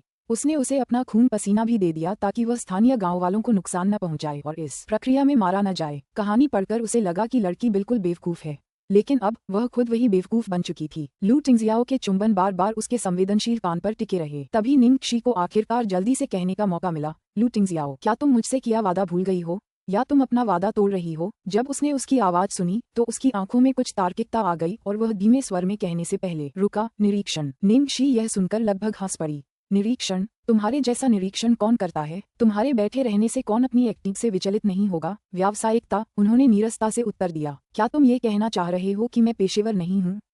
ठीक है, मैं आज सचमुच ज्यादा पेशेवर नहीं रही, लेकिन अगली बार ऐसा नहीं होगा। और अगर तुम सिर्फ निरीक्षण करने आए हो, तो अभी क्या कर रहे हो? निंगक्षी ने पूछा। लू टिंगजियाओ ने उसे अपनी बाहों में कसकर जकड़ लिया, मानो वह अपने पसंदीदा खिलौने को गले लगा रहा हो जिसे उसने अभी अभी अन्य बच्चों से छीना था, और फिर एक शब्द भी नहीं बोला। इस समय निंगक्षी पूरी तरह से परेशान थी। उसने जिन नकारात्मक विचारों को दबाने की इतनी कोशिश की थी, वे सब सामने आ गए और उसे मजबूरन फैसला लेना पड़ा। कुछ पल बीते और जैसे ही निंगक्षी उसके गर्म, मादक आलिंगन में निढाल होने ही वाली थी, उसे होश आया। उसने गहरी सांस ली और फिर कहा, लू टिंगजियाओ, तुमने मुझे 7 दिन दिए थे। खैर, तुम्हें 7 दिन इंतजार करने की जरूरत नहीं है, मैं अभी जवाब दे सकती हूँ। मैं यह नहीं सुनना चाहता, लू टिंगजियाओ ने कहा, जिसके चेहरे पर तनाव आ गया और उसने तुरंत उसे फिर से चूम लिया ताकि वह उसे और कुछ कहने से रोक सके। निंगक्षी के चेहरे पर निराशा के भाव थे और वह उससे बचती हुई बोली, लू टिंगजियाओ, मेरी बात सुनो, मानो उसे डर हो कि वह हिचकिचाएगी। निंगक्षी ने उसकी ओर देखने से पहले अपनी आंखें कसकर भींच लीं और कहा, अध्याय 270 एक तरकीन चुंबन। शुरू से ही वह लू टिंगजियाओ को एक गंभीर और संयमित सज्जन के रूप में सोचती रही थी। फिर भी यह चुंबन अत्यावश्यक, लगभग जंगली और आदिम था। उसकी कमर पर पकड़ लोहे जैसी थी और उसके होंठ काटे जा रहे थे, जिससे उसके मुंह में अपने ही खून का धातुई स्वाद भर गया था। उसकी जीभ भी सुन्न होने की हद तक खींच रही थी और उसे लग रहा था जैसे उसे कोई निगल रहा हो। ममलू, जब भी वह प्रतिरोध करने की कोशिश करती, वह उसे और भी कसकर पकड़ लेता और भी निर्दयी हो जाता। गर्दन में तेज दर्द से वह सिहर उठी और सामने खड़े उस आदमी की तरफ देखा जो अपना नियंत्रण खो चुका था। वह उसके लिए इतना अजनबी था कि वह चिंतित हो गई। निंगक्षी ने सावधानी से अपने सिर से लकड़ी का हेयरपिन उतारा और जब वह सतर्क हो गया तो उसने उसके नुकीले सिरे को उसकी गर्दन पर तान दिया और उसे चेतावनी दी, लू टिंगजियाओ, बेहतर होगा कि तुम शांत हो जाओ, वरना। लू टिंगजियाओ के चुंबन उसके कॉलरबोन पर रुक गए, लेकिन बस एक पल के लिए। ऐसा लग रहा था जैसे वह तय कर रहा था कि आगे कहाँ बढ़ना है, और फिर वह उसके होंठों तक पहुंच गया। बिना रुके। तुम, निंगक्षी ने असहाय महसूस किया। यह आदमी, क्या वह मन पढ़ सकता है? वह जानता था कि वह उसका एक बाल भी बांका नहीं कर सकेगी। वह जानता था कि वह ऐसा करने में स्वयं को सक्षम नहीं कर सकेगी। उसे एक कहानी याद आ गई जो उसने कभी पढ़ी थी, एक लड़की के प्रेमी के बारे में जिसे राक्षस बनने का श्राप मिला था। फिर भी वह लड़की उसे छोड़कर जाने का साहस नहीं जुटा पाए। उसने उसे अपना खून पसीना भी दे दिया ताकि वह स्थानीय गांव वालों को नुकसान न पहुंचाए और इस प्रक्रिया में मारा न जाए। कहानी पढ़कर उसे लगा कि लड़की बिल्कुल बेवकूफ है, लेकिन अब वह खुद वही बेवकूफ बन चुकी थी। लू टिंगजियाओ के चुंबन बार बार उसके संवेदनशील कान पर टिके रहे। तभी निंगक्षी को आखिरकार जल्दी से कहने का मौका मिला, लू टिंगजियाओ, क्या तुम मुझसे किया वादा भूल गई हो, या तुम अपना वादा तोड़ रही हो? जब उसने उसकी आवाज सुनी तो उसकी आंखों में कुछ तार्किकता आ गई और वह धीमे स्वर में कहने से पहले रुका, निरीक्षण। निंगक्षी यह सुनकर लगभग हंस पड़ी। निरीक्षण? तुम्हारे जैसा निरीक्षण कौन करता है? तुम्हारे बैठे रहने से कौन अपनी एक्टिंग से विचलित नहीं होगा? व्यावसायिकता, उन्होंने नीरसता से उत्तर दिया। क्या तुम ये कहना चाह रहे हो कि मैं पेशेवर नहीं हूँ? ठीक है, मैं आज सचमुच ज्यादा पेशेवर नहीं रही, लेकिन अगली बार ऐसा नहीं होगा। और अगर तुम सिर्फ निरीक्षण करने आए हो, तो अभी क्या कर रहे हो? निंगक्षी ने पूछा। लू टिंगजियाओ ने उसे अपनी बाहों में कसकर जकड़ लिया, मानो वह अपने पसंदीदा खिलौने को गले लगा रहा हो जिसे उसने अभी अभी अन्य बच्चों से छीना था, और फिर एक शब्द भी नहीं बोला। इस समय निंगक्षी पूरी तरह से परेशान थी। उसने जिन नकारात्मक विचारों को दबाने की इतनी कोशिश की थी, वे सब सामने आ गए और उसे मजबूरन फैसला लेना पड़ा। कुछ पल बीते और जैसे ही निंगक्षी उसके गर्म, मादक आलिंगन में निढाल होने ही वाली थी, उसे होश आया। उसने गहरी सांस ली और फिर कहा, लू टिंगजियाओ, तुमने मुझे 7 दिन दिए थे। खैर, तुम्हें 7 दिन इंतजार करने की जरूरत नहीं है, मैं अभी जवाब दे सकती हूँ। मैं यह नहीं सुनना चाहता, लू टिंगजियाओ ने कहा, जिसके चेहरे पर तनाव आ गया और उसने तुरंत उसे फिर से चूम लिया ताकि वह उसे और कुछ कहने से रोक सके। निंगक्षी के चेहरे पर निराशा के भाव थे और वह उससे बचती हुई बोली, लू टिंगजियाओ, मेरी बात सुनो, मानो उसे डर हो कि वह हिचकिचाएगी। निंगक्षी ने उसकी ओर देखने से पहले अपनी आंखें कसकर भींच लीं और कहा, अध्याय 271, कोई भी उस व्यक्ति की जगह नहीं ले सकता जिसे मैं पसंद करता हूँ। लू टिंगजियाओ, मैंने तुम्हें शुरू से ही बताया था, कोई है जो मुझे बहुत पसंद है, बहुत ज्यादा। भले ही कुछ वजहों से मैं उसके साथ नहीं रह सकती, लेकिन वो हमेशा मेरे दिल में रहेगा, उसे लबालब भर देगा, इतना कि कोई और उसकी जगह नहीं ले सकता। अब किसी और के लिए जगह ही नहीं बची है। अगर वो इंसान ज्यादा खूबसूरत और ज्यादा परफेक्ट भी होता, तब भी ना ही होता, समझ रही हो? निंगक्षी खुद को रोक पाती, उससे पहले ही बोल पड़ी। निंगक्षी के हर शब्द के साथ लू टिंगजियाओ का पूरा शरीर अकड़ गया, उसका चेहरा गुमसुम सा हो गया। उसकी उंगलियां उसकी ठुड्डी को छू गईं और उसने इनकार करते हुए कहा, झूठ बोल रही हो निंगक्षी, तुम झूठ बोल रही हो। निंगक्षी ने 2 उंगलियां उठाईं और दृढ़ निश्चयी निगाहों से उसे घूरते हुए कहा, तो मैं कसम खाती हूँ कि अगर मैं झूठ बोल रही होती तो मैं इस जीवन में कभी प्रसिद्ध नहीं होती। मुझ पर बिजली गिरती और गरजती, मैं कार से टकरा जाती। बस करो। लू टिंगजियाओ अब इसे बर्दाश्त नहीं कर सका और कमरे से बाहर निकल गया। उसके कदमों की आहट सुनकर निंगक्षी को कुछ राहत महसूस हुई। तुमने सही काम किया निंगक्षी, तुमने सही काम किया। तुम्हें ये काम शुरू से ही करना चाहिए था। तुम बहुत देर तक लालची रहे, तुमने बस इसे पहले नहीं रोका। जब निंगक्षी धीरे धीरे बाहर निकली तो उसे ये देखकर आश्चर्य हुआ कि कोई व्यक्ति दीवार के सहारे चुपचाप खड़ा था और उसके हाथ में एक जली हुई सिगरेट थी, जिससे ये पता चलता था कि वह कितनी देर से वहाँ खड़ा था। जियांग मुए। निंगक्षी सदमे में चली गई। जियांग मुए ने धुएं का एक लंबा गोला छोड़ा, नीचे देखा और खुद पर हंसा। तुमने जिसके बारे में कहा था कि तुम उसे बहुत बहुत बहुत पसंद करते हो, इतना कि चाहे दूसरे कितने भी अद्भुत क्यों न हो, वे इस व्यक्ति की जगह नहीं ले सकते। तुम लू टिंगजियाओ के बारे में बात कर रहे हो, है ना?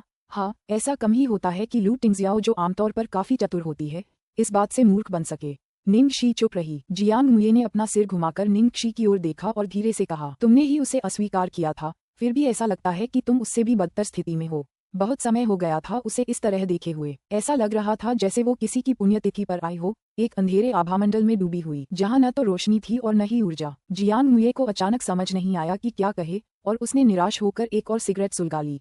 निंगक्षी द्वारा लू टिंगजियाओ को अस्वीकार करने की बात सुनकर न केवल उसे बिल्कुल भी खुशी नहीं हुई, बल्कि उसे उनके लिए थोड़ा दुख भी हुआ। वह जानता था कि निंगक्षी आधिकारिक तौर पर लू टिंगजियाओ के प्यार में पागल हो चुकी है, लेकिन अगर लू टिंगजियाओ भी कामयाब नहीं हो पाया तो उसे क्या, जिसमें ये कहने की भी हिम्मत नहीं थी कि मुझे तुम पसंद हो। जियांग मुये ने आह भरी और आखिरकार वो शब्द कहे जिन्हें व्यक्त करने या न करने की दुविधा में वह था। निंगक्षी, तुम्हें ऐसा होने की जरूरत नहीं है। अगर तुम सच में उसे पसंद करती हो तो बस उसके साथ मिल जाओ। जैसे ही उसने ये कहा, उसे सचमुच थोड़ी राहत महसूस हुई। निंगक्षी ने कड़वाहट से मुस्कुराते हुए कहा, जियांग मुये, क्या तुम ही नहीं थे जो इसके खिलाफ थे? जियांग मुये ने अपनी भौहें उठाईं और सहज भाव से कहा, मैं इसके खिलाफ सिर्फ इसलिए था क्योंकि मैं नहीं चाहता था कि तुम मेरी चाची बनो, लेकिन आखिरकार तुम मेरी अच्छी दोस्त हो, मुझे उम्मीद है कि तुम खुश रहोगी। उसने गंभीरता से उसकी ओर देखा। निंगक्षी, इससे पहले मुझे विश्वास नहीं था कि लू टिंगजियाओ इतना ईमानदार होगा, लेकिन अब अगर वह सचमुच तुम्हें पसंद करता है तो उसे तुम्हारे ओहदे और नौकरी की परवाह नहीं होगी। उसके पास तुम्हें आगे आने वाले नुकसान से बचाने की शक्ति भी है। निंगक्षी का चेहरा काला पड़ गया और उसने विनती की, जियांग मुये, बस करो। अगर मूल समस्या सिर्फ उसकी हैसियत की वजह से थी तो ये रास्ते में एक छोटी सी बाधा मात्र होगी। चाहे उसकी हैसियत हो, उसका वर्ग हो या उसकी नौकरी, जब तक वह जिंदा है वह अपनी परिस्थितियां बदल सकती है। लेकिन कोई अतीत को कैसे बदलेगा?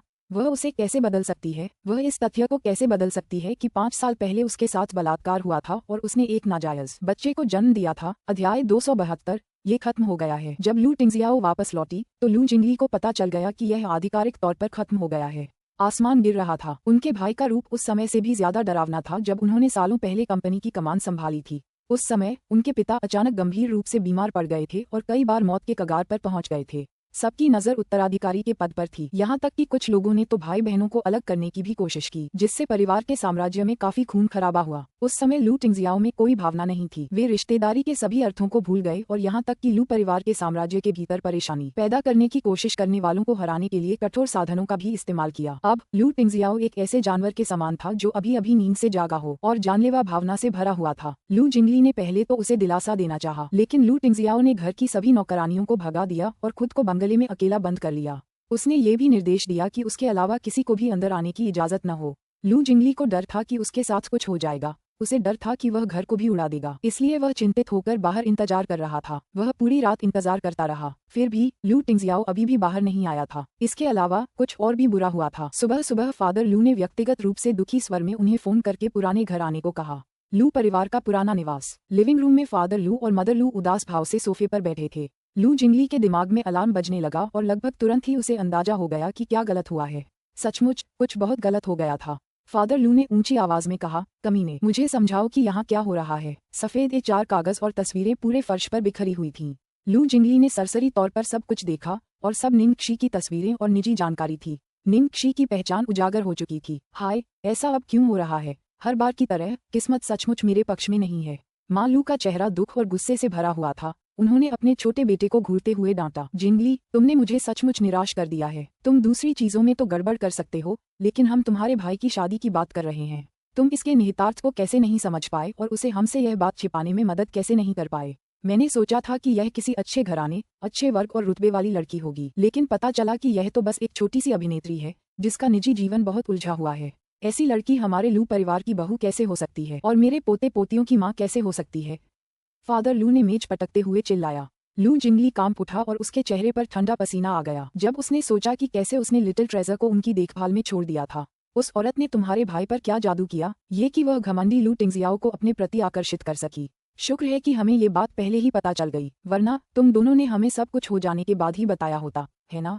ये तो बेतुका है। दोनों माता पिता कम से कम आधे घंटे तक अपनी तीखी टिप्पणियां करते रहे। शुरू में तो लू जिंगली ने खुद को समझाने की कोशिश की, लेकिन जल्द ही हार मान ली। वह सोफे पर बैठ गया और आलस से अपने कप में चाय की पत्तियां गिनने लगा, जबकि वे उसे डांट रहे थे। माँ लू ने उसे घूरते हुए कहा, तुम छोटे बदमाश, तुम हमारी बात सुन रहे हो या नहीं? लू जिंगली ने अपना चाय का कप नीचे रखा और 2 बार पलकें झपकाईं और फिर पूछा, अरे, क्या तुम दोनों की बात खत्म हो गई? क्या तुम अपने प्यारे बेटे, जिसे बहुत डांटा गया है, को अब अपनी बात कहने का मौका दोगी? फादर लू ने उपहास करते हुए कहा, ठीक है, तुम बोलो, मैं जानना चाहता हूँ कि तुम क्या कहना चाहती हो। अध्याय 273। एक और नीचे। लू जिंगली ने खड़े होने से पहले अपना कॉलर ठीक किया और कहा, सबसे पहले, पेशा अभिनेत्री होना एक अच्छा काम है, इसमें कोई शर्म की बात नहीं है। हाँ, मनोरंजन जगत थोड़ा अव्यवस्थित जरूर है, लेकिन आप इसमें सबको एक समान नहीं मान सकते और भेदभाव नहीं कर सकते। मैं भी ग्लोरी वर्ल्ड एंटरटेनमेंट का बॉस हूँ। चूंकि आपने जांच पड़ताल की है तो आपको ये भी पता होना चाहिए कि निंगक्षी जब से इंडस्ट्री में आए है तब से ही वह बहुत अच्छी रही है। अगर ऐसा नहीं होता तो उसके जैसे चेहरे के साथ वह अब तक बेमिसाल मशहूर हो चुकी होती, न कि सिर्फ बी लिस्ट की नौसिखिया। दूसरी बात, शिक्षा। निंगक्षी विदेश जाने से पहले बेहतरीन ग्रेड के साथ इंपीरियल यूनिवर्सिटी में दाखिला लेने में कामयाब रही। बाद में अपने परिवार के साथ मतभेदों के कारण उसे विदेश में अपनी पढ़ाई जारी रखने के लिए मजबूर होना पड़ा। उन 4 सालों में उसे अपने परिवार से कोई आर्थिक मदद नहीं मिली और उसने दक्षिणी फिल्म अकादमी में दाखिला पाने के लिए खुद पर भरोसा किया। उसके ग्रेड बहुत अच्छे थे और उसे हर साल छात्रवृत्ति मिलती थी। आपने इस बात को क्यों नजरअंदाज किया? तीसरा, निजी जीवन। निंगक्षी के सभी पूर्व प्रेमी खुले और सभ्य स्वभाव के रिश्ते में थे। वह न तो किसी तीसरे पक्ष की थी, न ही किसी शुगर डैडी द्वारा उसकी देखभाल की जा रही थी। तो इसमें कौन सा पहलू गड़बड़ है? अगर आप लोग इस तथ्य को स्वीकार कर सकते हैं कि मैं आपके बेटे की 800 पूर्व प्रेमिकाएं रह चुकी हैं, तो क्या आप ये स्वीकार नहीं कर सकते कि निंगक्षी के 8 पूर्व प्रेमी थे? क्या आपको नहीं लगता कि आप यहाँ दोहरा मापदंड अपना रहे हैं? मैं आप दोनों को याद दिला दूं कि हम 21वीं सदी में हैं, पुरुष और महिला समान हैं। चौथा, पारिवारिक पृष्ठभूमि। दरअसल हाल के वर्षों में निंग परिवार का व्यवहार काफी बिगड़ गया है। वे अपने परिवार की असली धरोहर को नजरअंदाज करते हैं और उसकी बदतमीज बहन का साथ देते हैं। लेकिन यह मत भूलिए कि निंगक्षी के नाना जूंग जोंगरेन हैं। सालों पहले उन्होंने जूंग लिंग्यू को सिर्फ इसलिए अस्वीकार कर दिया था क्योंकि उसने निंग याओहुआ से शादी करने की जिद की थी। हालांकि निंगक्षी को अब भी उनकी पोती माना जाता है, लेकिन इस सच्चाई से इनकार नहीं किया जा सकता। जूंग जोंगरेन की पोती हमारे लू परिवार से मेल खाने के लिए काफी है ना? पिता लू और माता लू दोनों अभी भी गुस्से में थे और शुरू में वे लू जिंगली की बात सुनने को तैयार नहीं थे। हालांकि अब जब उसने अपनी बात कह दी तो उनके हाव भाव बदलने लगे। इस बिंदु पर लू जिंगली ने कहा, 5वीं बात, मैं सबसे महत्वपूर्ण बात का उल्लेख करना भूल गया। यह क्या है? दोनों माता पिता ने उत्सुकता से पूछा। लू जिंगली ने उनसे कहा, तुम दोनों बेवजह बहुत ज्यादा चिंता कर रहे हो। कल ही तो निंगक्षी ने बड़े भाई को मना किया है, इसलिए चिंता करना बंद करो क्योंकि निंगक्षी न तो तुम्हारी बहू बन रही है और न ही तुम्हारे पोते पोतियों की माँ। अब से उसका हम लू परिवार से कोई लेना देना नहीं रहेगा। अचानक पीछे से एक तीखी आवाज आई। लू जिंगली और उसके माता पिता दोनों आवाज की दिशा में मुड़े तो देखा कि लिटिल ट्रेजर की छोटी सी आकृति फर्श पर टूटे हुए कांच के टुकड़ों के साथ खड़ी थी। छोटा खजाना। लू के माता पिता द्वारा सांत्वना दिए जाने की प्रतीक्षा किए बिना लिटिल ट्रेजर घर में भाग गया और दरवाजा बंद कर दिया। लू जिंगली ने आह भरी, वाह, एक और गिर गया। बड़े भाई को अस्वीकार किए जाने के बाद से उसने खुद को घर के अंदर बंद कर लिया है और कल रात से अब तक बाहर नहीं निकला है। माँ लू जो अपने बेटे और पोते के लिए चिंतित थी अब और भी चिंतित हो गई और लू जिंगली को डांटते हुए बोली, बुरे बेटे, क्या तुम अपनी बातों पर ध्यान नहीं दे सकते? अब जब लिटिल ट्रेजर ने हमारी बात सुन ली है तो अब हम क्या करें? लिटिल ट्रेजर को वह महिला बहुत पसंद है। लू जिंगली ने मासूमियत से देखा और कहा, वह दिन तो आना ही था। निंगक्षी ने बड़े भाई से सिर्फ इतना वादा किया था कि वह लिटिल ट्रेजर के साथ 3 महीने तक रहेगी और 3 महीने पूरे होने वाले हैं। अगर निंगक्षी ने उसके साथ सब ठीक नहीं किया होता तो भी उसे अंततः जाना ही पड़ता। अध्याय 274। आज रात मेरी डेट है। क्या तुमने अभी कहा कि तुम्हारा भाई खुद को घर में बंद कर रहा है? फादर लू ने सोचा। लू जिंगली कुछ कहने ही वाला था कि अचानक उसका मोबाइल बज उठा। ये चेंग फैंग का फोन था। दूसरे मास्टर, मदद करो, मुझे पता है, मैं अपने रास्ते पर हूँ। जैसे ही चेंग फेंग ने ये शब्द कहे लू जिंगली को समझ आ गया कि क्या हुआ है। उसने फोन रख दिया और अपने माता पिता की तरफ कंधे उचकाते हुए कहा, भाई के असिस्टेंट का अभी फोन आया था, वो घर से निकलकर ऑफिस चला गया है, इसलिए मुझे अपने साथियों की मदद के लिए जाना होगा। अलविदा। लू जिंगली को जाते हुए देखकर लू के माता पिता वहीं बैठे रहे और एक दूसरे को देखते रहे। चोंग शान, तुम इस बारे में क्या सोचते हो? माँ लू ने चिंतित होकर पूछा। फादर लू ने केवल ठंडे स्वर में जवाब दिया, अभी और इंतजार करते हैं और देखते हैं कि आगे क्या होता है। कौन जाने वह लड़की रिवर्स साइकोलॉजी का इस्तेमाल कर रही हो। माँ लू ने अपने बेटे के कबूलनामे के बारे में सोचते हुए अपनी जीभ काट ली। कौन सी बेवकूफ लड़की ऐसे ही चालें चलती रहेगी जब वे उसे अपने प्यार में फंसाने में कामयाब हो चुकी है। तो फिर लिटिल ट्रेजर का क्या हुआ? यही वह बात थी जो वह सचमुच जानना चाहती थी। मुझे लगता है कि लिटिल ट्रेजर लगभग पूरी तरह से ठीक हो गया है, इसलिए यह कोई बड़ी बात नहीं है। बिना वजह चिंता करना बंद करो। पिछले कुछ दिनों से जब से वह हमारे साथ है वह लड़की उसके साथ नहीं थी और वह बिल्कुल ठीक लग रहा है ना? लेकिन उसी समय मूवी सिटी में निंगक्षी अपने बिस्तर पर लेटी हुई थी, ठंडे पसीने से लथपथ। उसका शरीर मानो तड़प रहा था और उसके चेहरे पर यातना लिखी हुई थी। वह बहुत अच्छा समय बिता रही थी, या कम से कम यह एक अद्भुत सपना था। उसने सपना देखा कि उसने एक सुंदर सफेद शादी का जोड़ा पहना हुआ है। उसका हाथ उस व्यक्ति ने थामा है जिसने उसे आशा और प्रकाश दिया था और वे धीरे धीरे पवित्र चर्च में प्रवेश कर रहे थे। हालांकि जैसे ही पादरी शपथ पढ़ रहे थे उसके चारों ओर का संसार अंधकार में डूबने लगा। एक आदमी जबरदस्ती उसका हाथ खींच रहा था और चाहे वह कितनी भी जोर से चिल्लाए वह उसे नहीं छोड़ रहा था। अंततः उसे उसके पीछे नरक में खींच लिया गया। डिंग डोंग दरवाजे की घंटी अचानक बजी और वह दुस्वप्न से जाग उठी। निंगशी तुरंत उठ बैठी और उसने महसूस किया कि उसका पूरा शरीर पसीने से गीला हो गया था और उसके सिर में इतना दर्द हो रहा था कि ऐसा लग रहा था कि वह फट जाएगा। कल रात उसे मुश्किल से नींद आई। जब भोर हुई तो आखिरकार उसे नींद तो आए, लेकिन उसे जागते रहना ही बेहतर था क्योंकि तरह तरह के बुरे सपनों ने उसकी नींद खराब कर दी थी। डिंग डोंग दरवाजे की घंटी अभी भी लगातार बज रही थी। भारी सिर के साथ निंगशी ने दरवाजा खोलने के लिए अपने पैर घसीटे। वहाँ कौन है? मैंने एक्स्ट्रा नाश्ता खरीदा है, क्या तुम्हें भी चाहिए? जियांग मुये ने अपनी बात पूरी किए बिना ही जवाब दिया और निंगशी को ऐसे घूरने लगा जैसे कोई भूत देख रहा हो। हे भगवान, तुम बहुत डरावनी लग रही हो। बेहतर होगा कि तुम ध्यान रखो कि पपराजी तुम्हारा चेहरा न देख पाएं, वरना वे सोचेंगे कि तुम ड्रग्स ले रही हो। निंगशी ने उसके हाथों से नाश्ता छीन लिया और बोली, इतना हैरान मत हो। क्या तुमने कभी दिल टूटने का शिकार नहीं देखा? जियांग मुये ने जवाब दिया, मैंने अन्य लोगों को दिल टूटते देखा है, लेकिन मैंने तुम्हें कभी दिल टूटते नहीं देखा। तुम तो बस दूसरों का दिल तोड़ते हो। निंगशी ने बन का एक टुकड़ा खाया और बोली, तो आज तुम भाग्यशाली हो। जियांग मुये ने चिंतित होकर आह भरी उसके मुखौटे को देखते हुए, निंगशी, क्या तुम सचमुच ठीक हो? क्या तुम चाहोगी कि मैं आज रात तुम्हारे साथ पीऊं? निंगशी मुस्कुराई और हाथ हिलाया, माफ करना, लेकिन नहीं, शुक्रिया। आज रात मेरी डेट पहले ही तय हो चुकी है। क्या? मुझे तो बस तुम पर तरस आ रहा था, लेकिन तुम्हें तो पहले ही डेट मिल गई है। यह अच्छी बात थी कि आज निंगशी के पास केवल युद्ध के दृश्य थे, इसलिए उसका चेहरा काले कोयले से ढका हुआ था, जिसने रणनीतिक रूप से उसकी पीली त्वचा को ढक दिया था, अन्यथा वह निश्चित रूप से शूटिंग की प्रगति में देरी कर देती। उन्होंने ध्यान केंद्रित करने की पूरी कोशिश की, फिर भी उनसे कुछ गलतियां हुईं। उनके कुछ कुंग फू मूव्स ने दूसरे कलाकारों को लगभग गंभीर रूप से घायल कर दिया था, लेकिन शुक्र है कि कुछ भी बहुत बुरा नहीं हुआ। निंगशी जानती थी कि वह अपनी वर्तमान स्थिति में आगे नहीं बढ़ सकती, अन्यथा वह आगे और शूटिंग नहीं कर पाएगी। अध्याय 275 छोटा खजाना दुखी है। जब से लिटिल ट्रेजर ने गलती से लू जिंगली की बातें सुन ली थीं, लू के माता पिता बेचैन थे, लेकिन दोपहर के भोजन के समय उन्होंने राहत की सांस ली। लिटिल ट्रेजर ने स्वयं को बाहर निकालने के लिए दरवाजा खोला और आज्ञाकारी ढंग से अपना चावल खाया, सूप पिया तथा भोजन के बाद कुछ फल भी खाए। सब कुछ सामान्य लग रहा था, लेकिन पहले छोटे बच्चे की हर गतिविधि ऊर्जा से भरी होती थी और अब वह एक रोबोट की तरह लग रहा था जो सिर्फ निर्देशों का पालन कर रहा था। भोजन के बाद लिटिल ट्रेजर अपनी ड्राइंग बुक लेकर बगीचे में चला गया।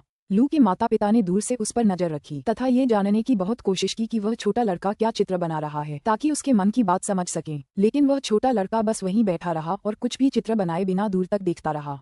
जब मैंने उसे देखा तो मुझे उसी क्षण पता चल गया था, हमारा छोटा खजाना दुखी है, मदर लू ने दुखी होकर कहा। फादर लू ने अपनी बाहें पीठ के पीछे करके कुछ चक्कर लगाए और अंत में कहा, इस रिश्ते को पूरी तरह से तोड़ देना अच्छी बात है। अगर टिंगजियाओ को बस एक पत्नी मिल रही होती तो कोई बात नहीं, लेकिन लिटिल ट्रेजर की वजह से हम इसमें जल्दबाजी नहीं कर सकते। क्या आप लिटिल ट्रेजर को उस लड़की के हाथों में छोड़कर निश्चिंत रहेंगे? लेकिन जिंगली ने आज जो कहा उसमें भी दम है। हो सकता है कि वह लड़की उतनी बुरी न हो जितनी हमने सोची थी। इसके अलावा उसने लिटिल ट्रेजर को काफी अच्छी तरह पढ़ाया भी है। क्या तुमने खुद नहीं कहा था कि वह अच्छा काम कर रही है? ऐसा इसलिए हुआ क्योंकि मुझे उन दो बदमाशों ने बेवकूफ बनाया था। फादर लू इस बारे में बात करते हुए फिर से भड़क उठे। उन्होंने अपनी पत्नी को घूरते हुए चेतावनी दी, इस बारे में अच्छा मत बनो, इस बारे में और कोई बात नहीं। अब सबसे जरूरी काम है जल्दी से टिंगजियाओ के लिए एक अच्छी पत्नी ढूंढो, उसे उस लड़की को छोड़ देने पर मजबूर करो। अगर आप चुनना चाहते हैं तो आप चुनिए। मेरा प्यारा पोता पहले से ही ऐसा है, मैं अब ऐसी बकवास से निपटने के मूड में नहीं हूँ। अगर मैं चुनूं तो ये कैसा दिखेगा? जो भी हो, मैं नहीं जा रहा। मैं अपने पोते के साथ जाना चाहता हूँ। आप ड्रैगन बे में देर रात आधुनिक फैशन वाले युवाओं का एक समूह एकत्र हुआ। उनमें से एक काले छोटे बालों वाला युवक था जो खास तौर पर अलग दिख रहा था। उसका पूरा चेहरा एक अतिरंजित खोपड़ी से ढका हुआ था और उसकी बाह पर एक टैटू वाला आस्तीन था। उसके बाएं कान में काले रंग की बाली थी और मुंह में च्यूइंग गम था। उसने अपने बगल में खड़े सफेद बालों वाले युवक से पूछा, आहका, क्या मेरी गाड़ी तैयार है? आहका ने अपने पास चमकती हुई कार को थपथपाया और कहा, ये तैयार है, ये कार है, देखिए पसंद आती है या नहीं। खोपड़ी जैसे चेहरे वाले युवक ने कार की ओर आलोचनात्मक दृष्टि से देखा और कठोर स्वर में कहा, मुझे लगता है कि यह बुरी नहीं है, लेकिन इसमें मेरे ब्लैकी जैसा कूल फैक्टर नहीं है। आहका ने आंखें घुमाईं, कृपया, मैं आपकी कार को एक ही दिन में ऐसा बना सकता हूँ कि यह ज्यादा जर्जर न लगे। ठीक है, शीजी, आपकी कार कहाँ है? आपका ब्लैकी कहाँ है? मैंने इसे मेंटेनेंस के लिए भेजा था, अभी तक पूरा नहीं हुआ है, युवक ने आलस से धीरे से कहा।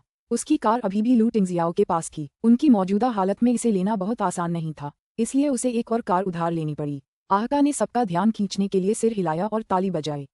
सब लोग आ गए हैं, है ना? मैं प्रतियोगिता के नियम दोहरा दूं। हम ड्रैगन बे से शुरुआत करेंगे और हमारी मंजिल डेथ वैली होगी। पहला स्थान पाने वाले को हमारी राजकुमारी जियांग के साथ एक रात की मस्ती का मौका मिलेगा। भीड़ जोर जोर से जयकार करने लगी। एक शैतानी बदन वाली सेक्सी औरत भीड़ में से निकलकर आहका के सिर के पीछे थप्पड़ मारने लगी। उफ़ प्लीज गुंडे। एक रात मजे से सपनों में चोट लगने के बावजूद आहका ऐसे मुस्कुराया जैसे उसने शहद निगल लिया हो। वह हंसा और बोला, हाँ मैं तो मजाक कर रहा था। चलो फिर से शुरू करते हैं। सबसे बड़ा इनाम हमारी राजकुमारी का एक चुंबन होगा। इसके अलावा $5 मिलियन की इनामी राशि भी है।